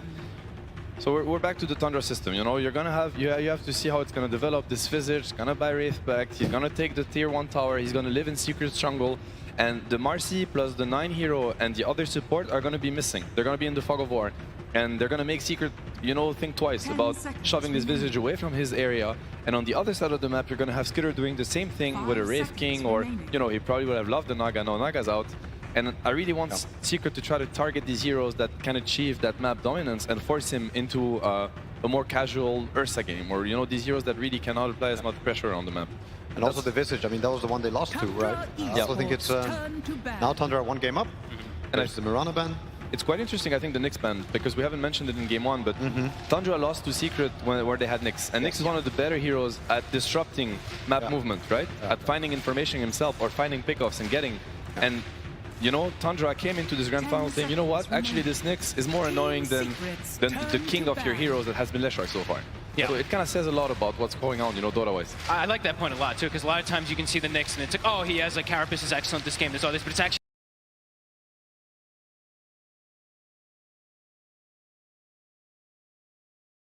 the scouting, right? It's actually so much about getting the information. Finding out if Neta is alone or if Skitter's alone, and like being able, to just get that quick pickoff.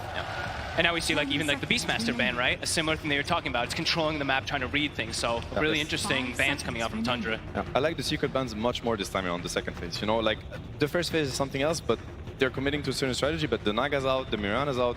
The amount of map tools that they get are getting very, very limited already, much more than in game 1. I want to see the Dawnbreaker come out for Secret. I mean, I think that would be a really strong pick. It can crush the Visage. Yes.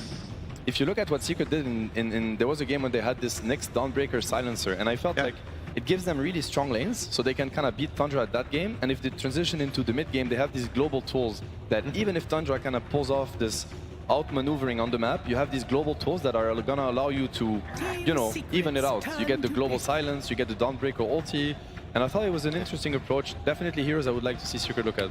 Yeah, and we also get Secret as second pick for the. I mean, they won't get the choice in game 3 and in game 5, but now we're going to be able to see how strong the second pick is going to be for them. I think the flex pick again from the Dawn, or finding a hero that can, you know, add this global presence, break this map, but still remain, like have some things remain flex, like the Leshrac Resolution can play it. and they can keep this till the end. But yeah, I think the second phase bans this time around much better from Secret. Yeah. I like the Luna. That was when I was. yeah, exactly. It's I think the this is night thought vision and through. everything. I think the Mirana also, they would have gone for it for snaking. I think the Naga is a must ban for the rest of the series in second phase, unless they come up with the ultimate way to deal with it. Yeah, Luna Visage, very strong combo. I mean, we've played Tundra in TI11 qualifiers, and they were doing this Luna Manta night vision abuse. So it's definitely a hero that they can use a little bit like a Naga. You know, constantly sending the Manta illusions, shoving the waves, sending them also to scout, because Skidder is one of the players that not only farms with Manta, he actually uses it as a scouting tool to increase his map presence. And as we were talking about with the Naga, like how he was using the illusions instead of just going camp to camp to camp. He's cutting the wave, even though it's not efficient. He's getting a little bit more info, especially during nighttime. I mean, they had full vision the whole night. Yeah. Sometimes even just suiciding illusions, just literally to get any type of information. Yep. And you know, theoretically, there are two ways to deal with Tundra's, like kind of split push style. The CK is one of the heroes that they really enjoy doing that with. Okay, they go for the Phoenix into Chen. It's a great Phoenix game. When do they play the Phoenix? I want to say it's only with Visage they've played it. I think I only saw them play it once, if even that. I don't even know if I saw them play it here. They played it. I've seen Snaking play Phoenix once this tournament, I want to say. I'm pretty sure. So basically, I think Secret, you have two approaches. When you play against this split push heavy kind of style, you either match what they want to do, or you know, group up and ball up and try to force them into a 5 versus 5 fight at a pace that they don't really want to get into. And I feel like Chen Lesh is a perfect lineup to push the issue before Tundra kind of gets online with their heroes. You know, think about the Leshak Bloodstone and the mech timing. It's going to be very close. These heroes play together really well.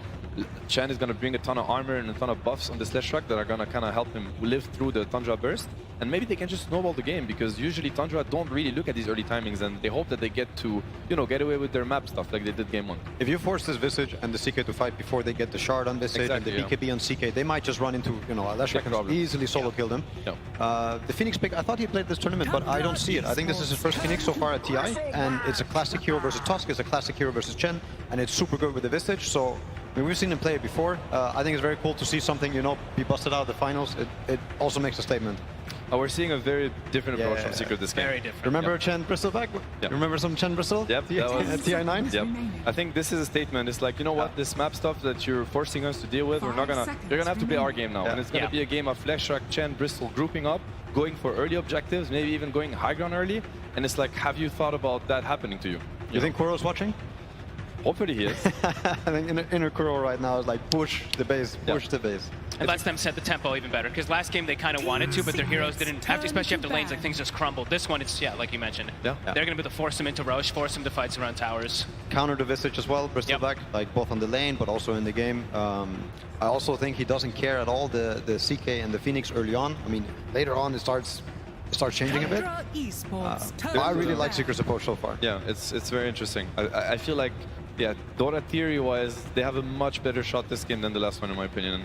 And I feel like there's a lot of pressure on the 9 hero, because he needs to be the one buying time for House Kidder. He doesn't get last 33 pick. And he doesn't get last pick. 10 seconds he needs to enable his side laners this game. So do you pick against the Lesh, or do you pick... you actually don't know. You don't know. Playing Lesh. It could be Tusk Lesh. It's easy setup. I think it's quite laneable into the CK Phoenix, if it's going to be CK Phoenix, which I think it will be. It's tricky. It's very tricky, actually. Tundra's tended to not really prioritize, like, you know, counteracting like that matchup though, right? Like we've seen like Liquid's approach to the Lesh, they pick like the lean a lot of times. 9 usually just sticks with his style. Well, but still, 9 has his counter picks. Like when he saw Secret pick Pangolier, he went for Lizard Man, I forget the name. Primal Beast. Primal Beast. And I think he will take his opportunity to counterpick when he can. Like he really wants, you know, when he saw the Lesh before, they picked the Tusk, knowing that most likely I can get this matchup, and that's the one he likes, you know. So now he has to pick blind, and I think Nisha might have an opening to really punish if he chooses. Let's see what he's gonna look at. I mean, we are getting a Puppy Chen in TI finals, which I think is very exciting, by the way. Like, I love it when both teams are getting their bread and butter, you know, because this is where you're gonna get kind of the finest Dota out there. Played Dota for 20 years, and you just pick your favorite hero, you know, the one you want to play. Puppy Chen in TI finals. What else do you want to watch, you know? That's what he also picked the Chen out. How many times versus Alliance? Probably many times, yeah. I mean, there was, I'm trying to remember the drafts for all 5 games. 10 years later, back at it. And what do they go for? Arc Warden. Okay, that is very interesting. That's quite the pick. Yeah. Quite different. But look, I think Nisha is going to find something, don't you? I don't think he's going to accept the Leshrac mid versus this. I think he's going to choose a hero versus the Arc Warden. What's left? I mean, Pangolier is out. Batrider got banned, so they were already setting up for it.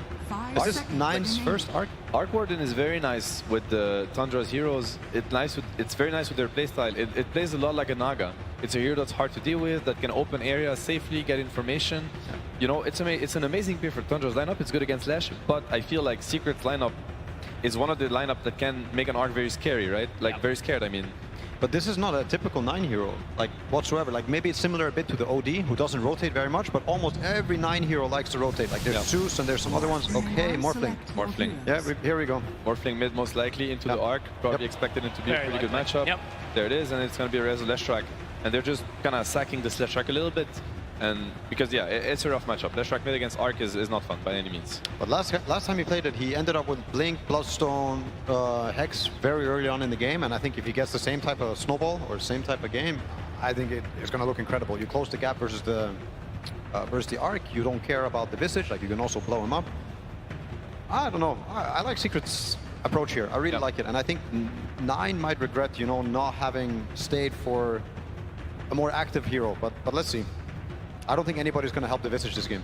No, it's yeah. I mean, I feel Tundra's DOTA. I think it's extremely powerful, but this is probably the first game, the game where I feel the most that they can be very challenged. Yeah, and they can be crippled. Yeah.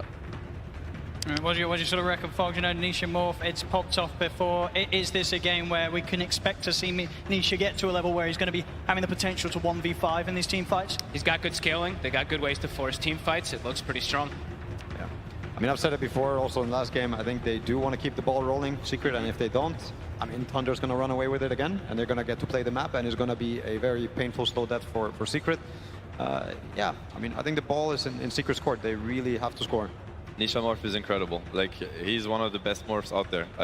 He hasn't gotten to play it as much lately, but I think everybody that ever got to face his morph still remembers. He is an incredible morph player. He can make wonders in this game. Let's have a look. We'll find out soon. Surely we'll be able to pop over to Coach. But before we lose your kind of final word, Seb, Secret, how do they bring us back from that loss in game 1? Tempo. Play their heroes to their strength. You know, it's a Bristleback, a Leshrac, a Chen. Thank you very much, Seb. Over to Slacks now. Hello, thank you so much, Owen. I am here with Heen from Team Secret. Heen, rough game 1, as we saw, but what's the strategy here? Just give it to me straight. You know, when in doubt, Chen it out, or what are you guys going for? No, it's just we want to be able to force objectives because it's been very hard to force fights or like catch them. So we're figuring with Chen, our ball is stronger and faster, and we won't get as frustrated trying to catch them or anything. All right, well, thank you. Very informative. Appreciate it. Do you remember what Arc Warden does? It's been a while. Do you feel like you got enough counters to that and you're going to be okay with that last pick Morphling? I mean, we played against Arc Warden a few times in scrims and maybe even matches. But so, yeah, it was not a complete surprise pick. Hopefully you're ready. I mean, game 1 didn't quite go as we envisioned, so... All right, well, you know what? We are ready to see this thing go all the way. So, ladies and gentlemen, can you please give it up for this man? Give us some energy. And please give it up to our wonderful casters who will bring us in to game number 2.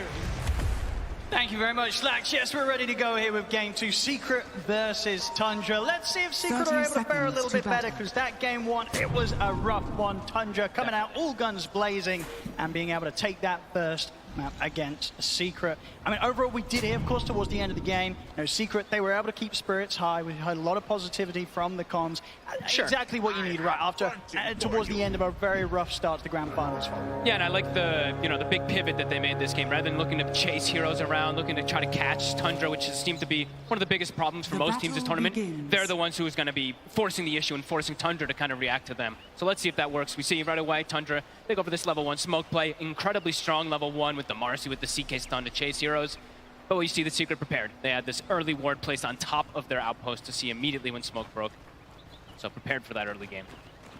And we'll see how well, you know, Secret can deal with some of the more different heroes that Tundra are bringing into the fray this time. You know, eyes are going to be on 9, see how much he can do.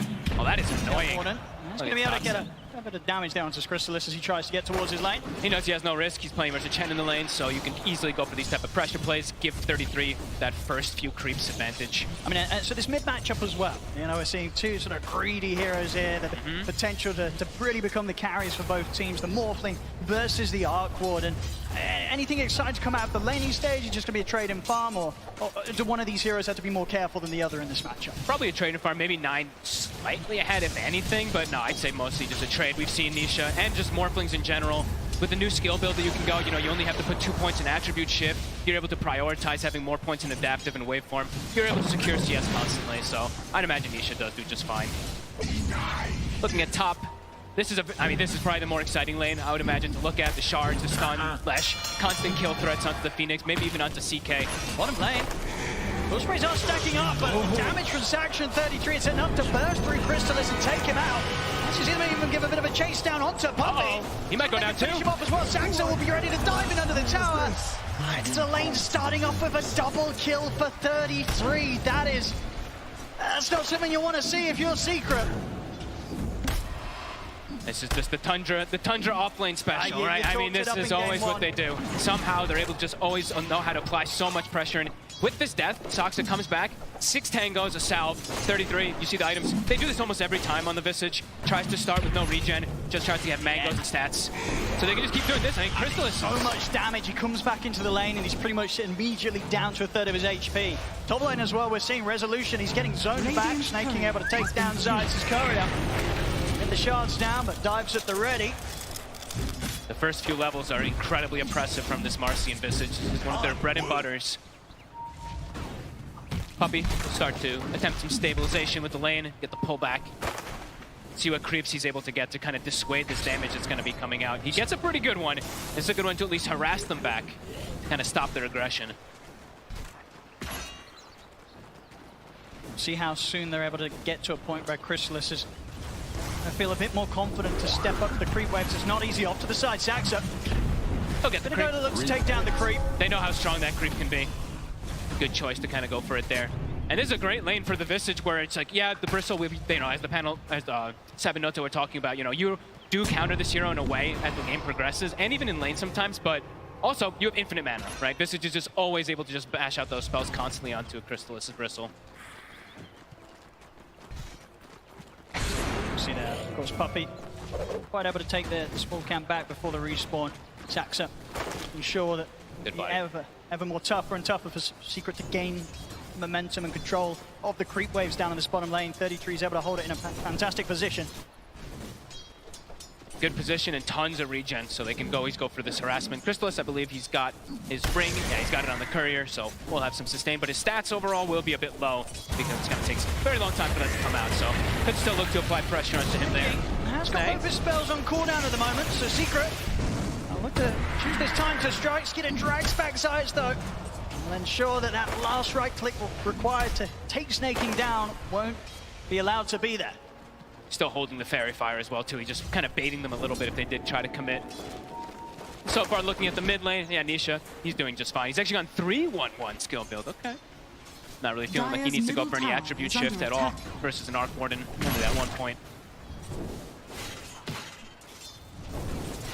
And on this bottom lane, Puppey in particular has to be very careful. I mean, Chrysalis as well, honestly. With the sidekick, with the rebound, full sprays are stacking up.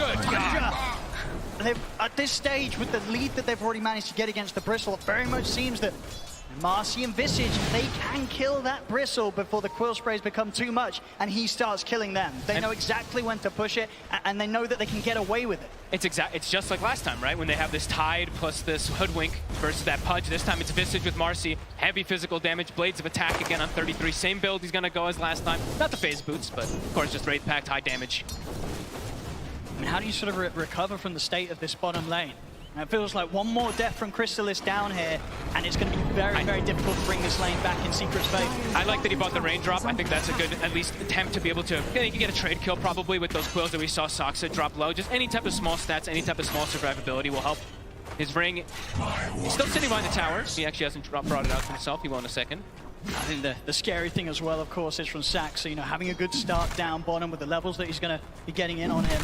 You know, the other lanes, they've got to be prepared as well, right? The perfect hero, Marcy, to have high impact at any part of the map that happens around these tier 1 towers early. They've got to be prepared for Saxa to turn up and turn things around, just like he was doing in game 1 as in Husbrook. Bottom lane. Another jump over towards Puppey. Puppey and Chrysalis try and stand their ground, but Puppey goes down. Chrysalis might have a chance to chase Saxa out this time, as Saxa, has he got any further options of getting away? He doesn't, so Chrysalis finally finding a bit of action going in his direction. Honestly, maybe that's the way you have to do it. Just Puppey has to sacrifice himself. He has to be the one to just soak those soul assumptions for Bristleback to just get this type of trade, because otherwise, yeah, definitely seeing a bit of problems. But Chrysalis, once he has Vanguard, he'll be able to at least stay down here a lot easier, and he's getting pretty close to it. As we can see now, despite sort of the deaths that have occurred down on that bottom lane, Chrysalis, he's pretty much keeping straight even with the farm that Skeeter, you know, carrying for Tundra on the other side. The map is getting as well. Yeah, pretty much Vanguard is going to be done, so should be a lot safer. And Puppey, he's going to start getting some levels, so he's going to be able to actually protect Chrysalis. We see him grab some magic resistance and also just a little bit of extra damage. So that actually will help a lot. That little bit of cloak aura that's going to come out could protect Chrysalis enough. Let's see.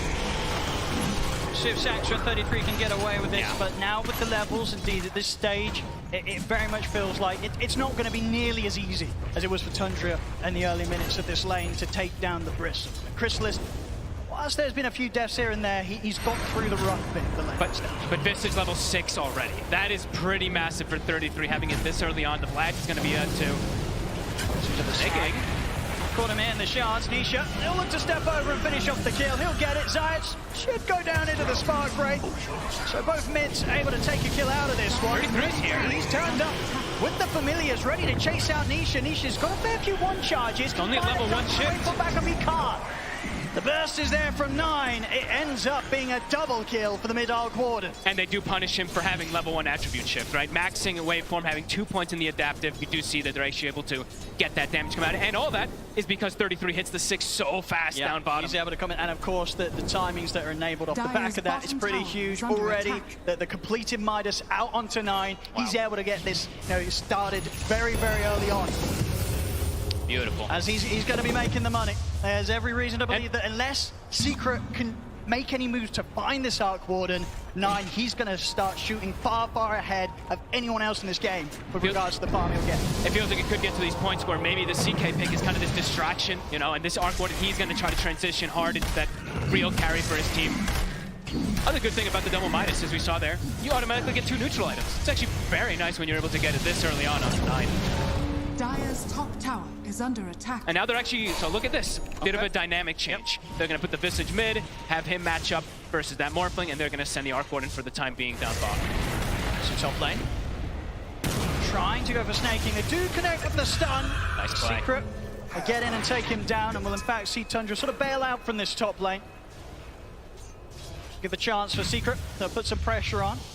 And likely with the TPs out, probably not going to be an area of the map that Tundra will look to hold on to. I mean, we did see this, of course, last time round as well, right? Game 1, 9 minutes in, Secret, they get this good timing on the tier 1. Snaking will turn back up. See if he's able to do anything on his own. He has to be very cautious. Secret still with 3 members around, looking to pressure on this top lane. He's just soaking, it looks like. Just trying to soak up any of that bit of experience. But the fact that this has happened twice now, it very much seems that, you know, Tundra as a team, they sort of make the call to just not put any resources into holding that tower. Just let it go. They tend to be, you know, that extremely efficient team, as we hear lots of players talk about. Very frustrating to play versus Tundra because they know how to dodge these plays, dodge the aggression, and trying to make as little mistakes as possible. Another neutral item, of course. And yeah, giving Soxon now some levels too. So distributing that wealth, top 2 net worth, and the CK Skeeter.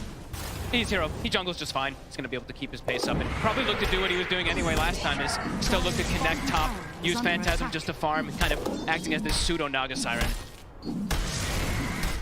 Of course, last game, very much saw that Secret, they never really found that chance to sort of get Chrysalis involved. Top lane snaking, out with the dive, doesn't matter. Nisha got those final few right clicks chasing him down.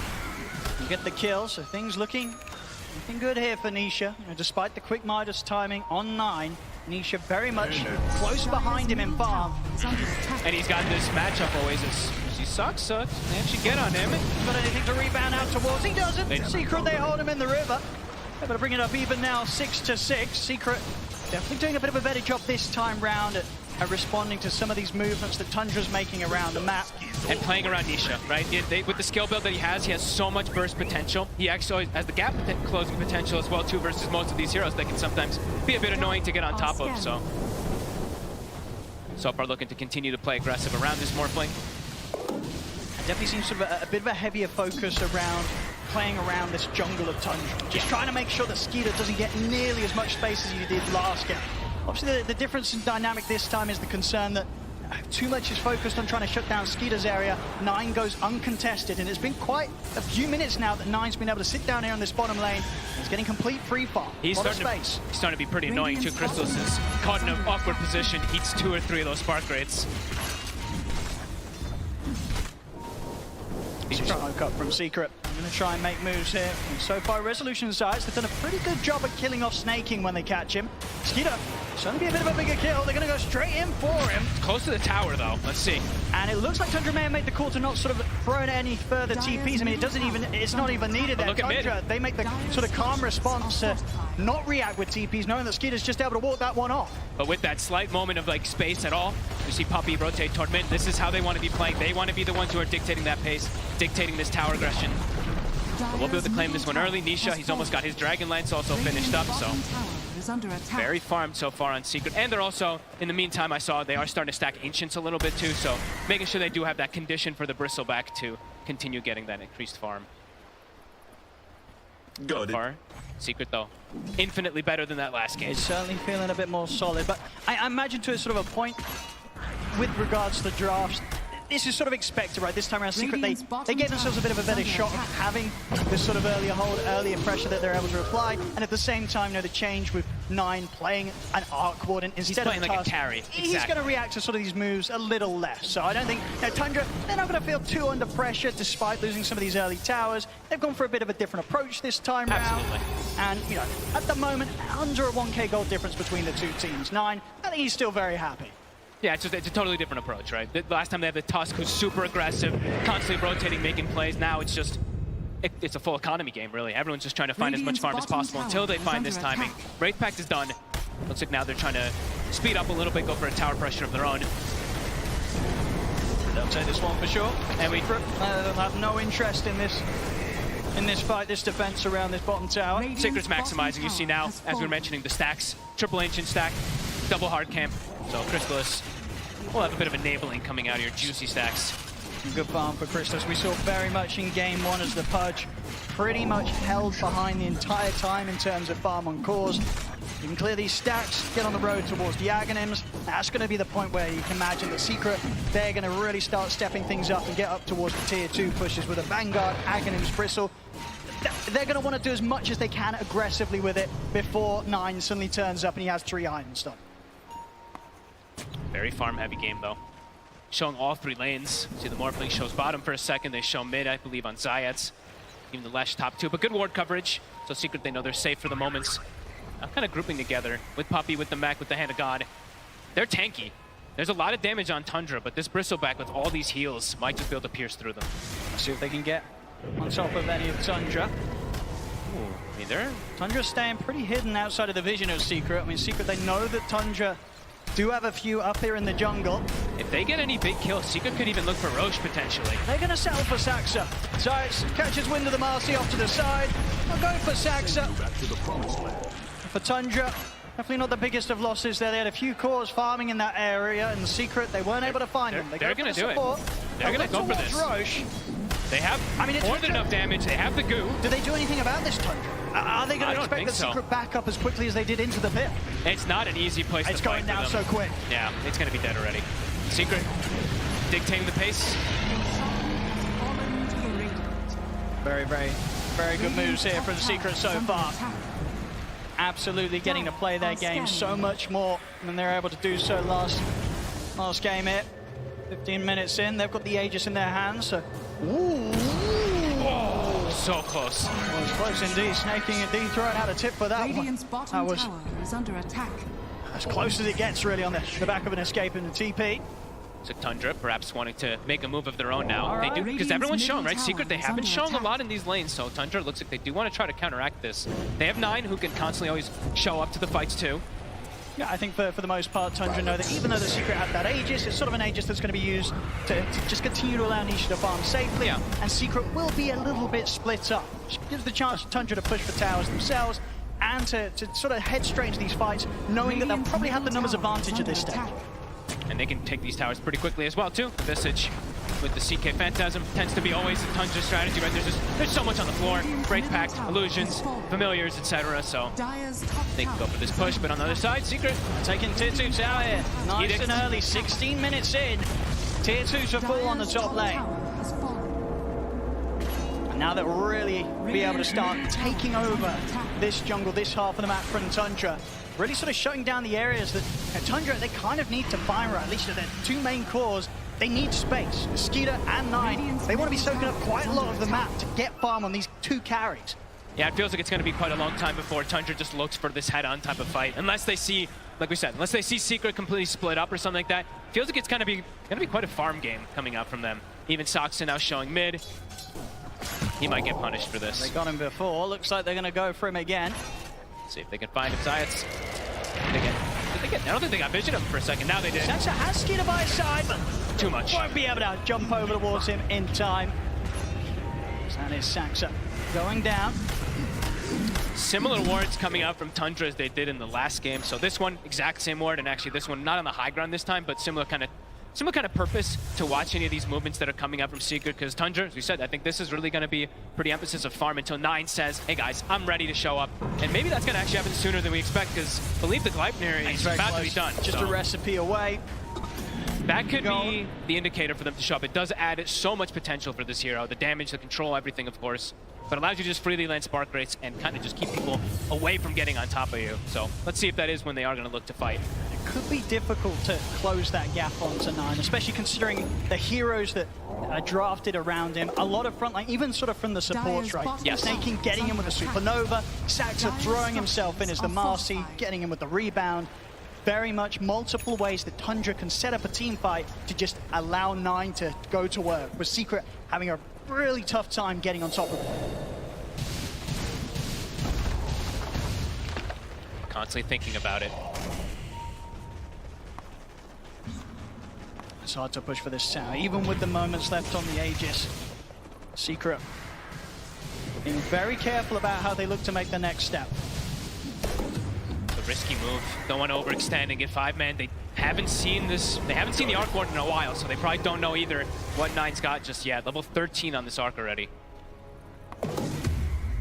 Running around as a unit. 4 heroes together on Secret. Well, it's Chrysalis. Looks like he's got the BKB ready, so look, it feels like, yeah, Secret, they're just going to keep trying to push the tempo a little bit faster here. Even a blink now on the ledge too for Rezo, so as you mentioned, can be a little bit hard to maybe get to this Arc Warden without just the Morphling getting on him. Now Rezo's got a tool of his own. Okay.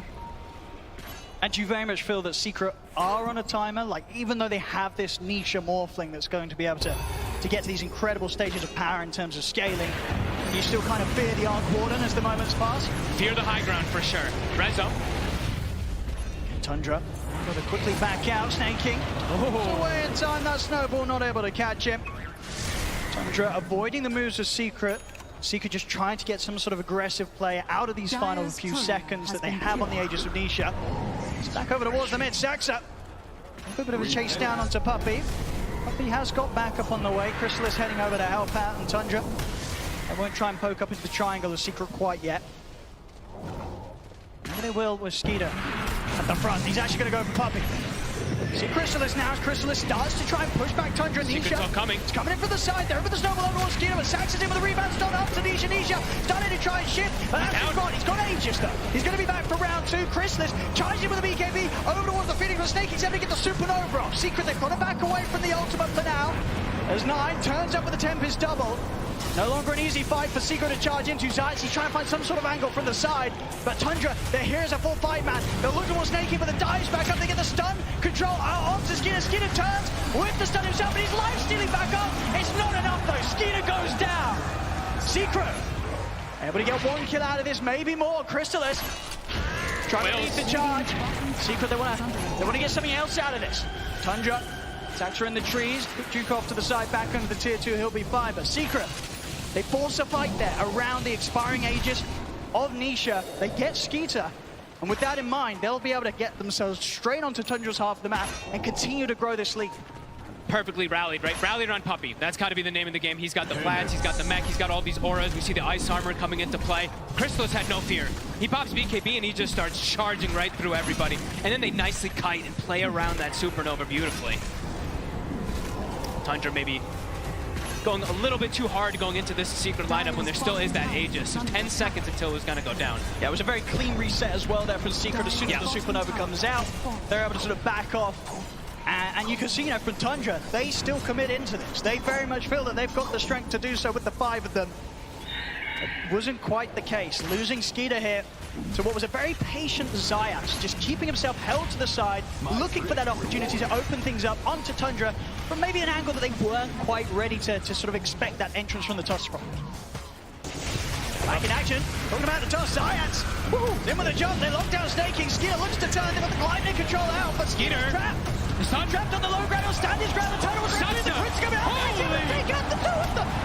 It's a double kill for 9. Oh my, Saxa gets the 2-man rebound and they get the chain stun from the birds. I mean, man. This time around, very much a case of Secret kind of making the move into committing for the fight, but not having what it took there to sort of take Skeeter down at the same speed they're able to do back mid. Tundra able to turn. And immediately off the back of taking down those 2 cores, they'll take the tier 1 tower. And closing that lead that Secret were building. It's back down to sort of straight even here on the gold. It's so much sustain that comes out really from Tundra's draft too. Their Vlads, their sidekick, everything coming to play. I mean, look at Skeeter. I mean, watch his HP. I think a couple of nice armlet toggles there as well for Skeeter, very much keeping him fully in action. Between that and the heals, there's just too much. They couldn't kill the CK this time round. Not rallied around Puppy. You know, they have to be a little bit careful when they don't have all these auras that are making them that much tankier. Tundra's damage is pretty insane. And when they go for those plays and 9's just able to sort of sit back at a distance, it's concerning. You know, he's loving 2 life. kills for 9. And now they also have an AC, so starting to build up these auras to even counteract and play against this Chen, but also protect versus this big damage that comes out from the Bristle and that Morph. 33 is quite large. Yeah, and we see with 9 next time queued up is going to be the Blink Dagger, so it'll be even harder for Secret to get that jump onto him. We see any sort of snowball or hero running up at this Arc Warden. 9, he's going to be able to blink back, reposition, and allow the rest of his team to sort of be there in between him and Secret. I love this type of build. Eventually, you can always build into like these overwhelming blinks and whatnot on Arc Warden, and then you have these double blinks and all this aggression you can do too. It's very oppressive. It's Tundra now starting to find their footing completely. They'll look for tier 2 themselves. Sidekick Bird, look how quick the tower drops. See you later. Gone in a matter of seconds, even if that. And off the back of that, immediate smoke from Tundra. They know that Secret's playing over on Tundra's half of the map around their jungle. They're feeling incredibly strong with this newfound AC on 33. This is a tough time for Secret to take a fight. They also disassembled, so the BKB is ready. 9 with the Tempest doubling, start things off with the Glide, they grab back Zayat. Secret, they've got to run. I mean, that's also really cool that he can do with the blink too. Right now, he has an initiator. They don't need to actually rely on the Marcy being the one to jump in. He just blinks in and gets a Gleipnir initiation. Yeah, BKB, Skeeter had just finished that one up, so they felt strong to be able to go for this play. And now he's got Mage Slayer as well too, so items started to be picked up on the side of Tundra, not only just to do lots of damage, but of course, damage mitigation, as we've seen so much from them. AC, Mage Slayer, it's going to start to reduce a lot of Secret's potential. It's so hard for them to burst through Skeeter like they were able to do that one time when he was caught on their half of the map. It's a really good item this game, just like last time, versus that Lash versus the Bristle, reduce the damage of the Quills, even the burst that comes out from Morphling. So, it's starting to come together for them. It's a very common build, of course, too, for Skeeter. I think for Secret, Nisha was certainly making the call for them to just sort of hold off on any further engagements until he gets his BKB done. Yeah. About half the gold away from the recipe, and it will be there, but it's going to be a little later than the timing that Roshan is going to be back in the game here. Roshan respawning. They're locking up. They are up on the high ground. They definitely want to try and do their best to push Tundra away from going for the Roche. See if they can hold them off from it. That's Tundra. They won't feel the need to be too scared of Secret. You know how strong they are. Secret, a look at the smoke up. Trying to catch Tundra from an angle they won't expect is not going to be easy when Secret currently hold the position they are. They're going to try and swing around from the west. Lanes are starting to kind of get pushed out, though. We see Tundra cutting a wave mid. Got this ward on 9. At 9, he's already out of this area. This is the Tundra special, right? They start shoving those side lanes in to try to put you into this awkward position of a fight. Everyone rallied around each other. How do you make the call as Secret? How do you make the jump? Tundra with their own smoke. They don't want to overextend for these type of jumps either. Like we were saying before, they need to stay kind of rallied around Puppey. Make sure that they can utilize these auras at a maximum. Tundra just rotating sort of all the way around where Secret's tried to step out for. They found Puppey. They're going to be able to get on the easy kill first. Straight on over the chair. Puppey caught by the Hex, taken down. Science tries to roll in, but there's no place for him here. Puppey pig-poled himself. Doesn't even get any heals off or anything. No Wraith Pack, no mech. Caught by the stun anyway, so likely dies, but now it's an option for them to go for Roche. And with both supports down, I don't think the cores of Secret are going to want to turn up for this. Oh boy. This should be a free and easy Roche out for Tundra. Free shard as well. Skeeter's going to be loving that. Actually passes it away. Looks like he's going to give it to 9. Okay, so more ways for him to protect himself and also magic resistance. So they can actually hold it. So we're talking so much about damage mitigation, of course, but this is another element that I feel like we don't really get to see too often. You fight inside the bubble, your lash, this bristle, the damage might not be there. It's going to be a fair bit of protection. Indeed, able to be kept consistently up and out on the field. And things are starting to get a bit scary because the scaling for Tundra is getting quite strong. Even the Marcy, level 12 is online. BKB is on the horizon. 12 on Phoenix. Game plan for Secret is starting to get kind of dissuaded. Around the mid, they do find 33. Okay. Out and on his own. He's very deep. They might be able to do something about the familiars as well here. Big pickup. With the slip up, a rare one as well there for 33. Out on his own. Be out now for 40 seconds. Can they turn it into more? Is there something they can do with this one? Yeah, they have to push out this bottom lane. Top is being dealt with Puppey, but do they have an opportunity to go for anything here? Sax is very close to his BKB. Already, once again, Tundra support, so many games where their supports just turn into additional cores. Also to Marcy. Very much sort of the direction that Saxa will go as the minutes pass. Skeeter, so having his Blink Dagger done, may have killed 33, but indeed it definitely feels like there's not a whole lot they can do with that. They're looking towards 9's Tempest double at the top. See if they can sort of burst through that, get a bit of extra gold for themselves. They will, they'll take it down. Have to go for the top play because if you looked at the side lanes, mid lane, Phantasm was pushing it, bottom, Phantasm Illusion was also pushing it. So it's a typical Tundra trying to shove those lanes down, and now they see this. They see them split up. So Tundra, they're looking to strike. Full axe on Crystallis. Comes out late though. Does not quite at the timing that they would have hoped for, especially considering the decent start they did have to this game. Zayat, maybe the one left behind up top. Tundra, everybody back on the map now. Ready to get together. Push down on this top lane. Still many minutes of Aegis to play with. Full Octarine done on 9. He's so far 6,000 ahead of his counterpart. And there's going to be no catching up in terms of farm unless Secret are able to find these fights where Niche is able to pop off, get the kills, somehow take down this Arc Ward, and it's going to be a lot of money if they're able to do so. Just not an easy task. He's got his Crystallis done, Nisha, so stepping up the damage a bit. We'll see how explosive he will be if he's able to get in the center of the fight with the waveform, stand his ground between the BKB and the Manta that he has. He's going to need as much. I feel like it's really appropriate that he's going this. I feel like they're really just going to need all the physical damage as possible because, as we were saying, they just have so many different ways to mitigate that magic damage that they always tend to do, especially with that arc warded bubble as well too. So yeah, straight physical damage, go waveform attack target, and with that, with the goo as well too, he could be dealing a lot of damage. But so far, Tundra, they've started to really just take over this map. Is under attack. 5k lead, 4 to 5k. I mean, nowhere near as terrifying as the numbers were showing at this moment in the game, in game 1. But still, you very much feel that one more fight, if the next fight crumbles for Secret, that lead's going to triple. Secret, they cannot afford to lose another team fight here against Tundra. At the moment, very much seems like they're opting to wait out the Aegis that Skeeter has. Not looking to head straight into anything for this final minute. Skeeter has that second life. Again, pop those Phantasm to send out to all these side lanes. Bottom is being pushed, but immediately 9 goes down. So again, sticking together Tundra, and they will just find a freebie. They will indeed, Giants.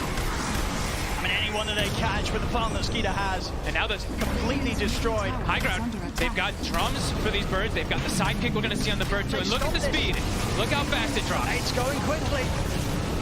Fortification is there from Secret.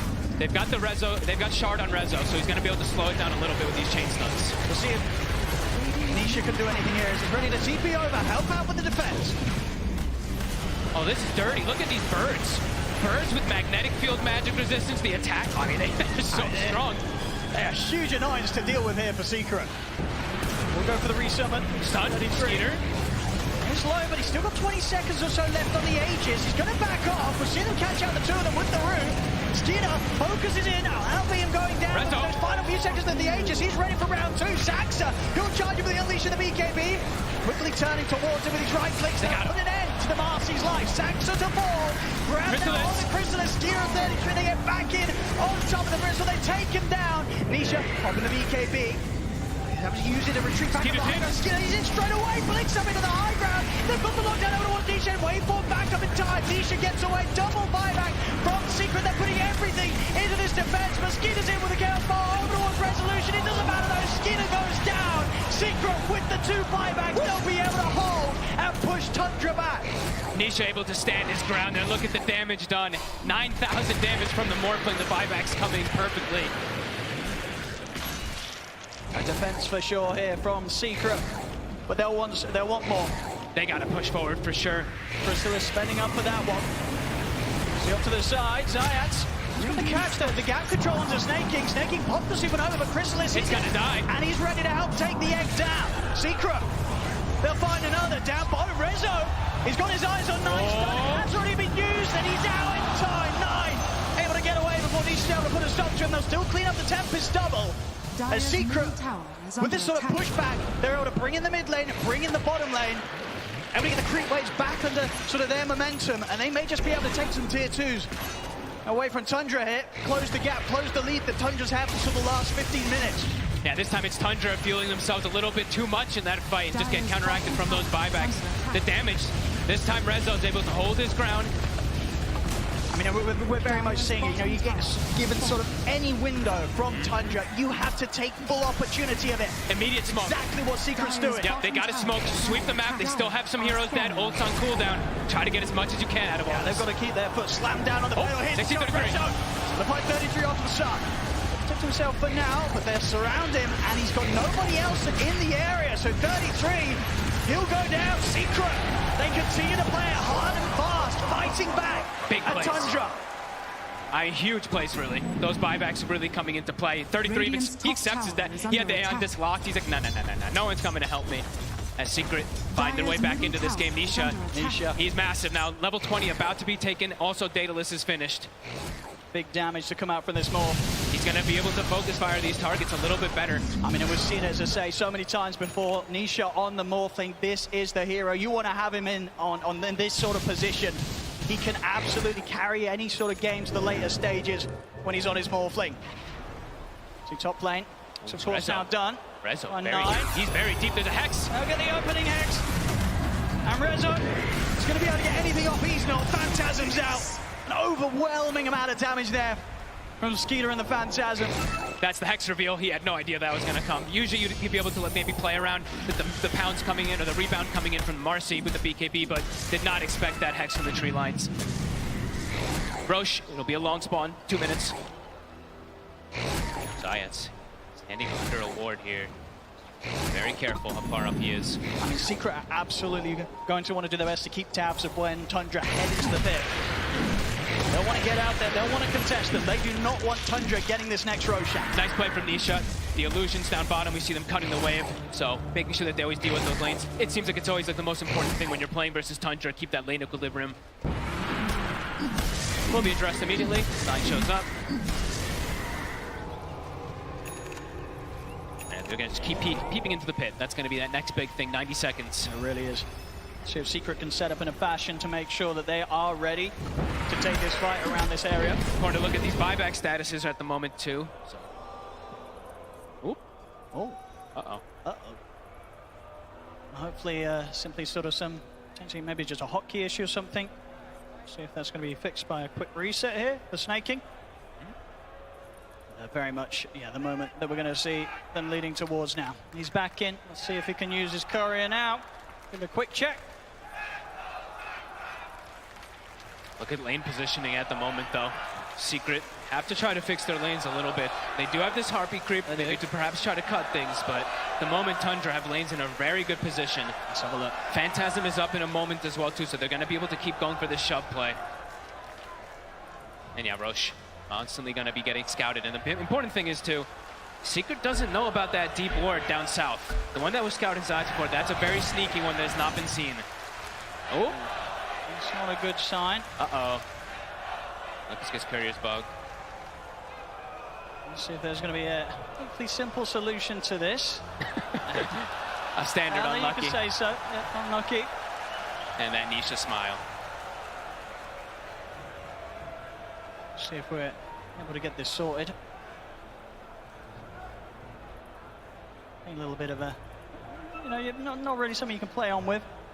Maybe it's locked, he says. Let's see if they can fix it. So a big thing really to look at is, I mean, this Hex is going to be a big one, really.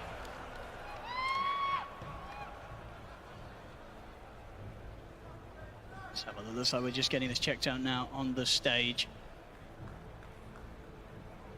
Hopefully should be an easy enough fix. I mean, not something I could say I've run into before, right? I've had it with neutral items sometimes when you're trying to take it with wars and smoke. Maybe something like that is happening, but it doesn't have a neutral there, so.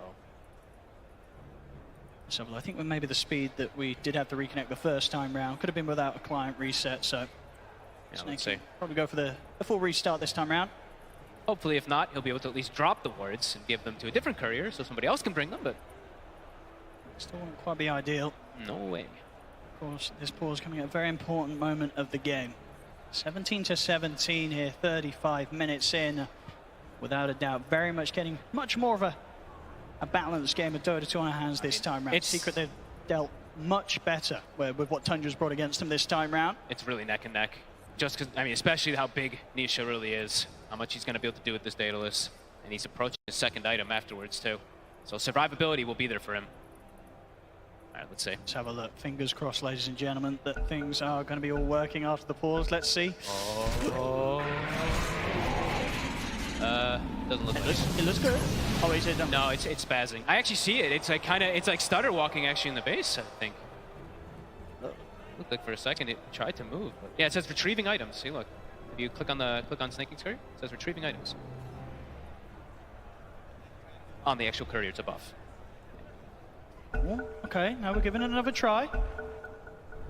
Because usually it tries to pull it from. Well, he dropped it. There we go. Looks like we're good to go. A little bit of a way to break out of a bit of a soft lock that was there on the courier, but it's all good. I think we all needed that. You know, a little bit of a reset. Okay, let's get back into it. So, you know, that was always a bit of a concerning position, but we're all good. We're all good. It has been fixed. We'll see if it should be an issue down the line. Maybe the courier was just sort of stuck or something, but it's good. It's all good. We're back on. And around, of course, the focus next up for both teams is going to be this Roshan. Just in a minute until it's going to respawn. Wow, Nisha already. All satanic. He actually has it. He's getting the items, Nisha. He's getting the items to be able to do this. But still, obviously a huge gap in net worth between him and the Arc Lord. That's always going to be expected up to a certain point at this stage, especially with the amount of freedom that Nine's had. And Nine, of course, this game 4-0-5. Pretty much complete free farm across the map. If they can get the Hex, though. They're able to get that opening. There's no save, though. It's going to be there. Give Nisha a bit of a chance to break out of this initiation from Tundra. They jump across sides, looks towards 33. They push Saxa out towards the side. Nisha beating him down, takes out the Marcy. They look towards the Tempest double next. Tundra losing that Marcy, losing Saxa like this. They're very careful about how they commit to the fight further. Beautiful play, really, from Zayats. Just immediately, that's the big thing they have to watch out for. It's just the chain control. If they can chain stun, chain hex the Morphling, that's the way that Tundra kills. I mean, all eyes on Zayats to go for those chains. Oh, there's again the Hex. So Zayats by his side. He's got to be there every time. Single time, Zayat's making sure that there's a chance for Nisha to fight back. They can't shoot the furthest. No, Nisha's in so much trouble. They're taking him down. He bought out. Out for 80 seconds. He didn't have BKB still available, and they just commit for him. I don't think Secret saw that. All he happens to Satanic to rely on, but even if he gets that off, he's getting caught in the stuns. Oh boy. Almost certainly. And I mean, Roche now is for the taking. It certainly is. It's a big one. Perfect time for it to be back up here for Tundra. They head over to the pit. And with no Nisha, no Zayat, nothing that Secret can do about this. This is going to be a free Roshan here for Tundra. And Zayat is there. He's there perfectly to try to go for the save. Yep, BKB, Manta still on cooldown. The double roots, you see the Gleipnir coming in. He's able to cover.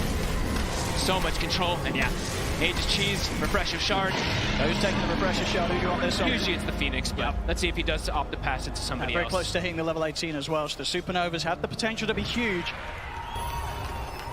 And they have this ward up top too. Rezo, there's a Hex. There's 9 again.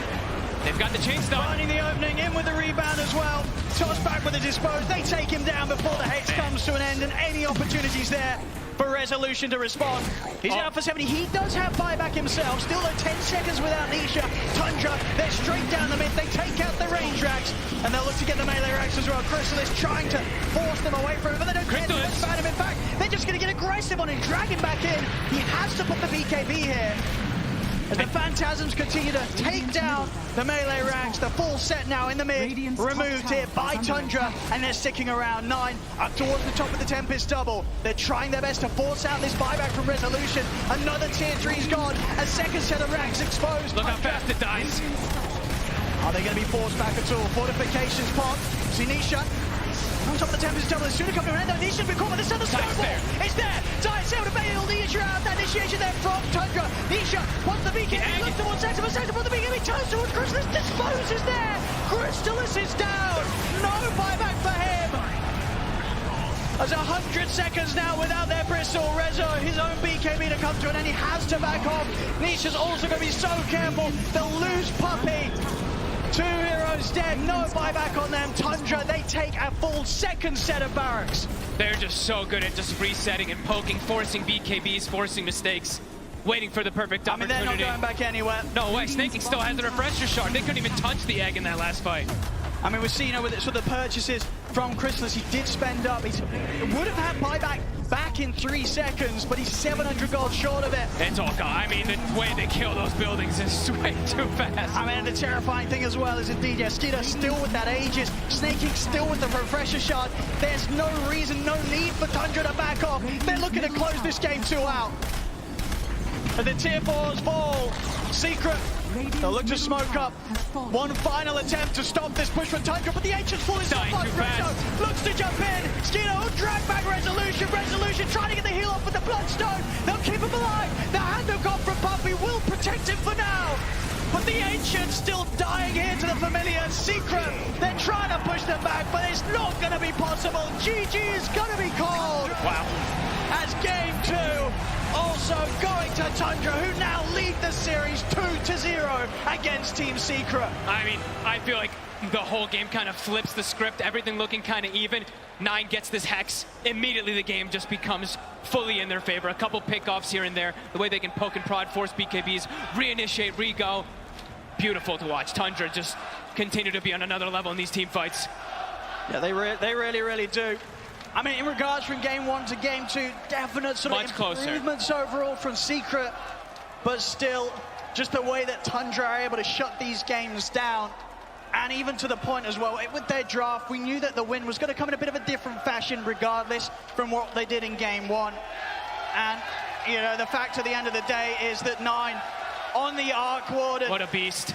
8-0-9. Secret, they were just never able to catch him, Fog. No, he kept the distance, he was like the initiator half the times too. It felt like he did it pretty much everything for this team.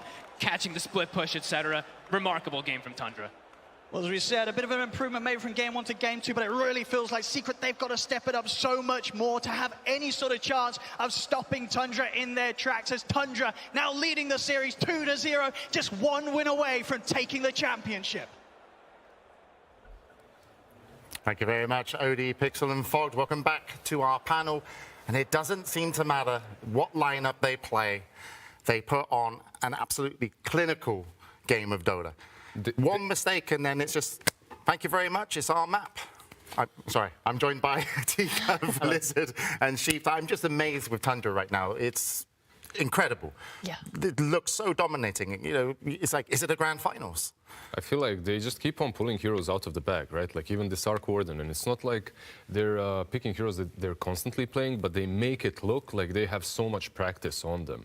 Meanwhile, Secret, at the same time, I think Tundra is in their head again. Like you can't play against an Arc Warden and let it be all alone on the bottom lane for like 4 or 5 minutes. Yep. Just using that double Midas off cooldown. Yeah, and this was the big turning point in this highlight here. Secret, after quite a dominating early game, moving from tower to tower, they just kind of fall victim to that kind of choke point fight. And unfortunately, even if you are taking some of these earlier towers, feeling that you're taking the map away from Tundra, like Lizard just mentioned, you're not stopping the Arc from farming. So at some point, you are going to hit that boiling point where Tundra hits a team timing and then gets to set the pace of the game themselves. How many ways they have to initiate?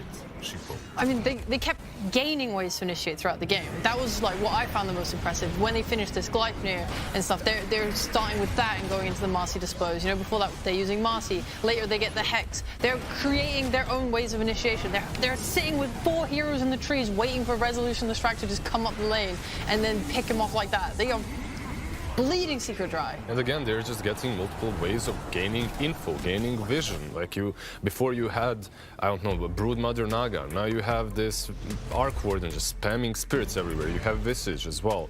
And speaking of Visage, it wasn't only 33 Visage, it was a Visage with a Marcy. Now you have a sidekick on those birds. The objectives are just melting.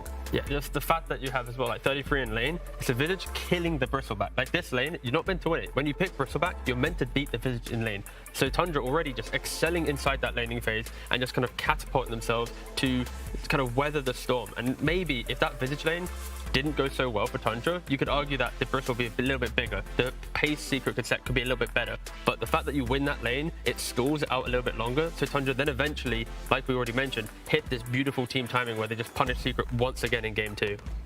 Yeah, I mean, Chrysalis still had a decentish timing. They stacked the Ancients hard. Yeah. And of course, yeah, Skidder here, the carry for Tundra.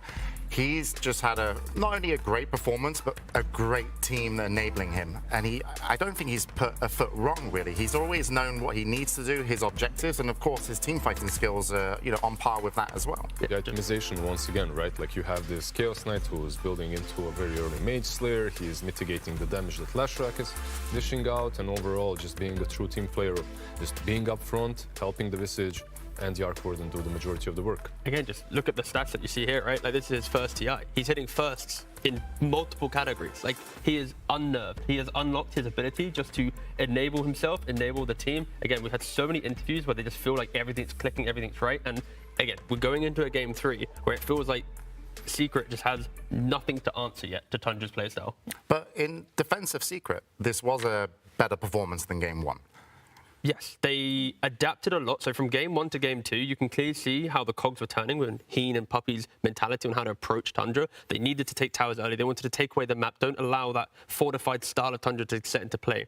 Unfortunately, that didn't then lead to them dominating the map, them holding an aggressive position, because they faltered a little and Tundra then kind of sneaked their way through into the map and played again. So I think if you're going Secrets looking at this again, game 3, we need to do what we did in game 2, but better. We need to execute faster, quicker, take away the map. Don't let them even get that up. Sheep, do you snatch, do you ban the Lash? Do you leave it in the pool? Do you pick it? You just lost twice with it. You lost on mid, you lost on offlane. Yeah, I don't know if they need to ban it because I don't think Tundra are interested in taking it. Yeah, like it feels like they have a very solid idea against the Lashrak. I also feel like their way of drafting versus the style is not working either because they've tried this like Magnus strat with Ember, like ways to clear all these illusions and stuff, and it's not working. They've tried Bristleback and Lashrak, also here is typically thought to be good against these illusions. It's not working. I feel like at this point your draft needs to go more in the direction of taking your own map control, fighting back against Tundra, because they are just able to play the map too well. You have to break that. That has to be the goal of your draft. And this is something you mentioned, Lizard. The Arc Warden sat on the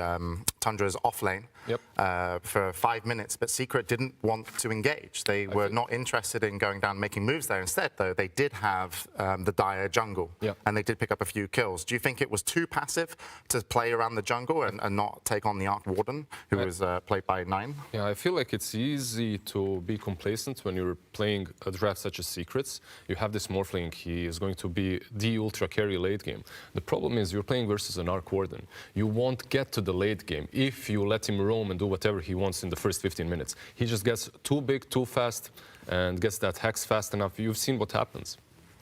Well, we'll have to see what Secret are going to do for Game 3. But right now, I think we need to hear a little bit from Tundra, because before the Grand Finals, they sat down with Avo. Welcome, Tundra Esports, to the Grand Finals round table. What is a peak Tundra game? What game do you guys think expresses your playstyle the most? I can say that to me it's not about the heroes. Like for me, like the peak Tundra, in my words, would be controlled chaos. I think that's how we describe us. Wow. Very cool. Is it a close relationship between you guys? I think it's very important to be close to one another, to be able to function as a team. And I think right now, like, I really enjoy spending time with all of the guys. I think it's also partly the reason why we are playing well as a team, I think. It's your first TI skitter, first time you get to play in front of such a big crowd at a TI. Correct. Well, how does it feel? I mean, it feels great. It's all I ever dreamed it to be. And, you know, I always wanted this to be a reality, so I'm just happy to live it. You've had your experience at TI, particularly that second place with DC. In that tournament, you came in as the underdogs, right, into TI, or at least maybe not one of the favorites. Do you feel like that this tournament? I would say so. Like, I feel like after the results in like Saudi and the Arlington Major, like we kind of had some pretty bad results, so people weren't like looking at us as like one of the contenders, which I think, like in hindsight, it was a very good thing to us. Even after we lost, we kind of said like, no, it's good. Now we can go in as the underdogs, you know. How do you guys feel about snaking as a captain? He's always trying his hardest, and I think he's been doing a really great job. Like, he's always managed to stay positive, even through kind of our rough times. And I feel like he's done a great job. I feel like sometimes as a captain, people fall into these traps where they kind of like, they had like maybe a bit too much in the ego and they believe in their ideas too much and they don't try to empower the teammates. But I feel like Sneh has done a good job of balancing this out, like empowering the teammates' ideas and also like believing in his and trying to make them work. So I feel like he's exceeded my expectations for sure. Yeah, I agree 100%. I think he's very great at enabling players and their ideas. We don't need like a strong leader in terms of someone that makes all the decisions. I'm really happy that we kind of have a captain in him, but he still listens to everyone. We still make decisions together and everything. But you guys seem to all have your own ideas of Dota, and you get to put them in your gameplay, right? Yeah, everyone has like, especially when it comes to the different lanes, I'm happy that everyone gets to play the lane they want to, how they want to, you know. I know that whatever I want to play on mid lane, Sneh is gonna support me. I'm curious about that. When you first described your idea of the mid lane to them, how was the conversation? I think it started with Winter Wyvern. Winter Wyvern? Ah. And I was just playing the hero in a pub, and I got pushed into playing it in scrims, basically. It's not like I was saying from the beginning that, oh, I want to play this hero, it's so broken in pubs. I started being more open to the idea of playing different heroes, and every time like I started winning with things, people saw it and supported me and pushed me as well. I think everyone is very open to trying new things in this team. How are the feelings towards finals? I try not to think too much about it, because I think the more you think about it, the more you'll overthink things, and you should just treat it as another game you're playing. It's not a big deal. Obviously, there's going to be a big crowd. You just have to mentally prepare yourself for that in advance, so then you're not overwhelmed by it by the time that the crowd is there. I'm excited, honestly, which is a very good thing because I'm rarely excited. I was very much like emotionally neutral, so I just want to go in these games, like play my game and just have fun and like show some good Dota to the viewers. So. How does it feel to play in front of a big crowd at TI? Is it different than when you play like in the majors or anything like that? For now, it has been easier than all the other crowds I've played in front of. I really feel like all the things come together this TI. Like so many moments, so many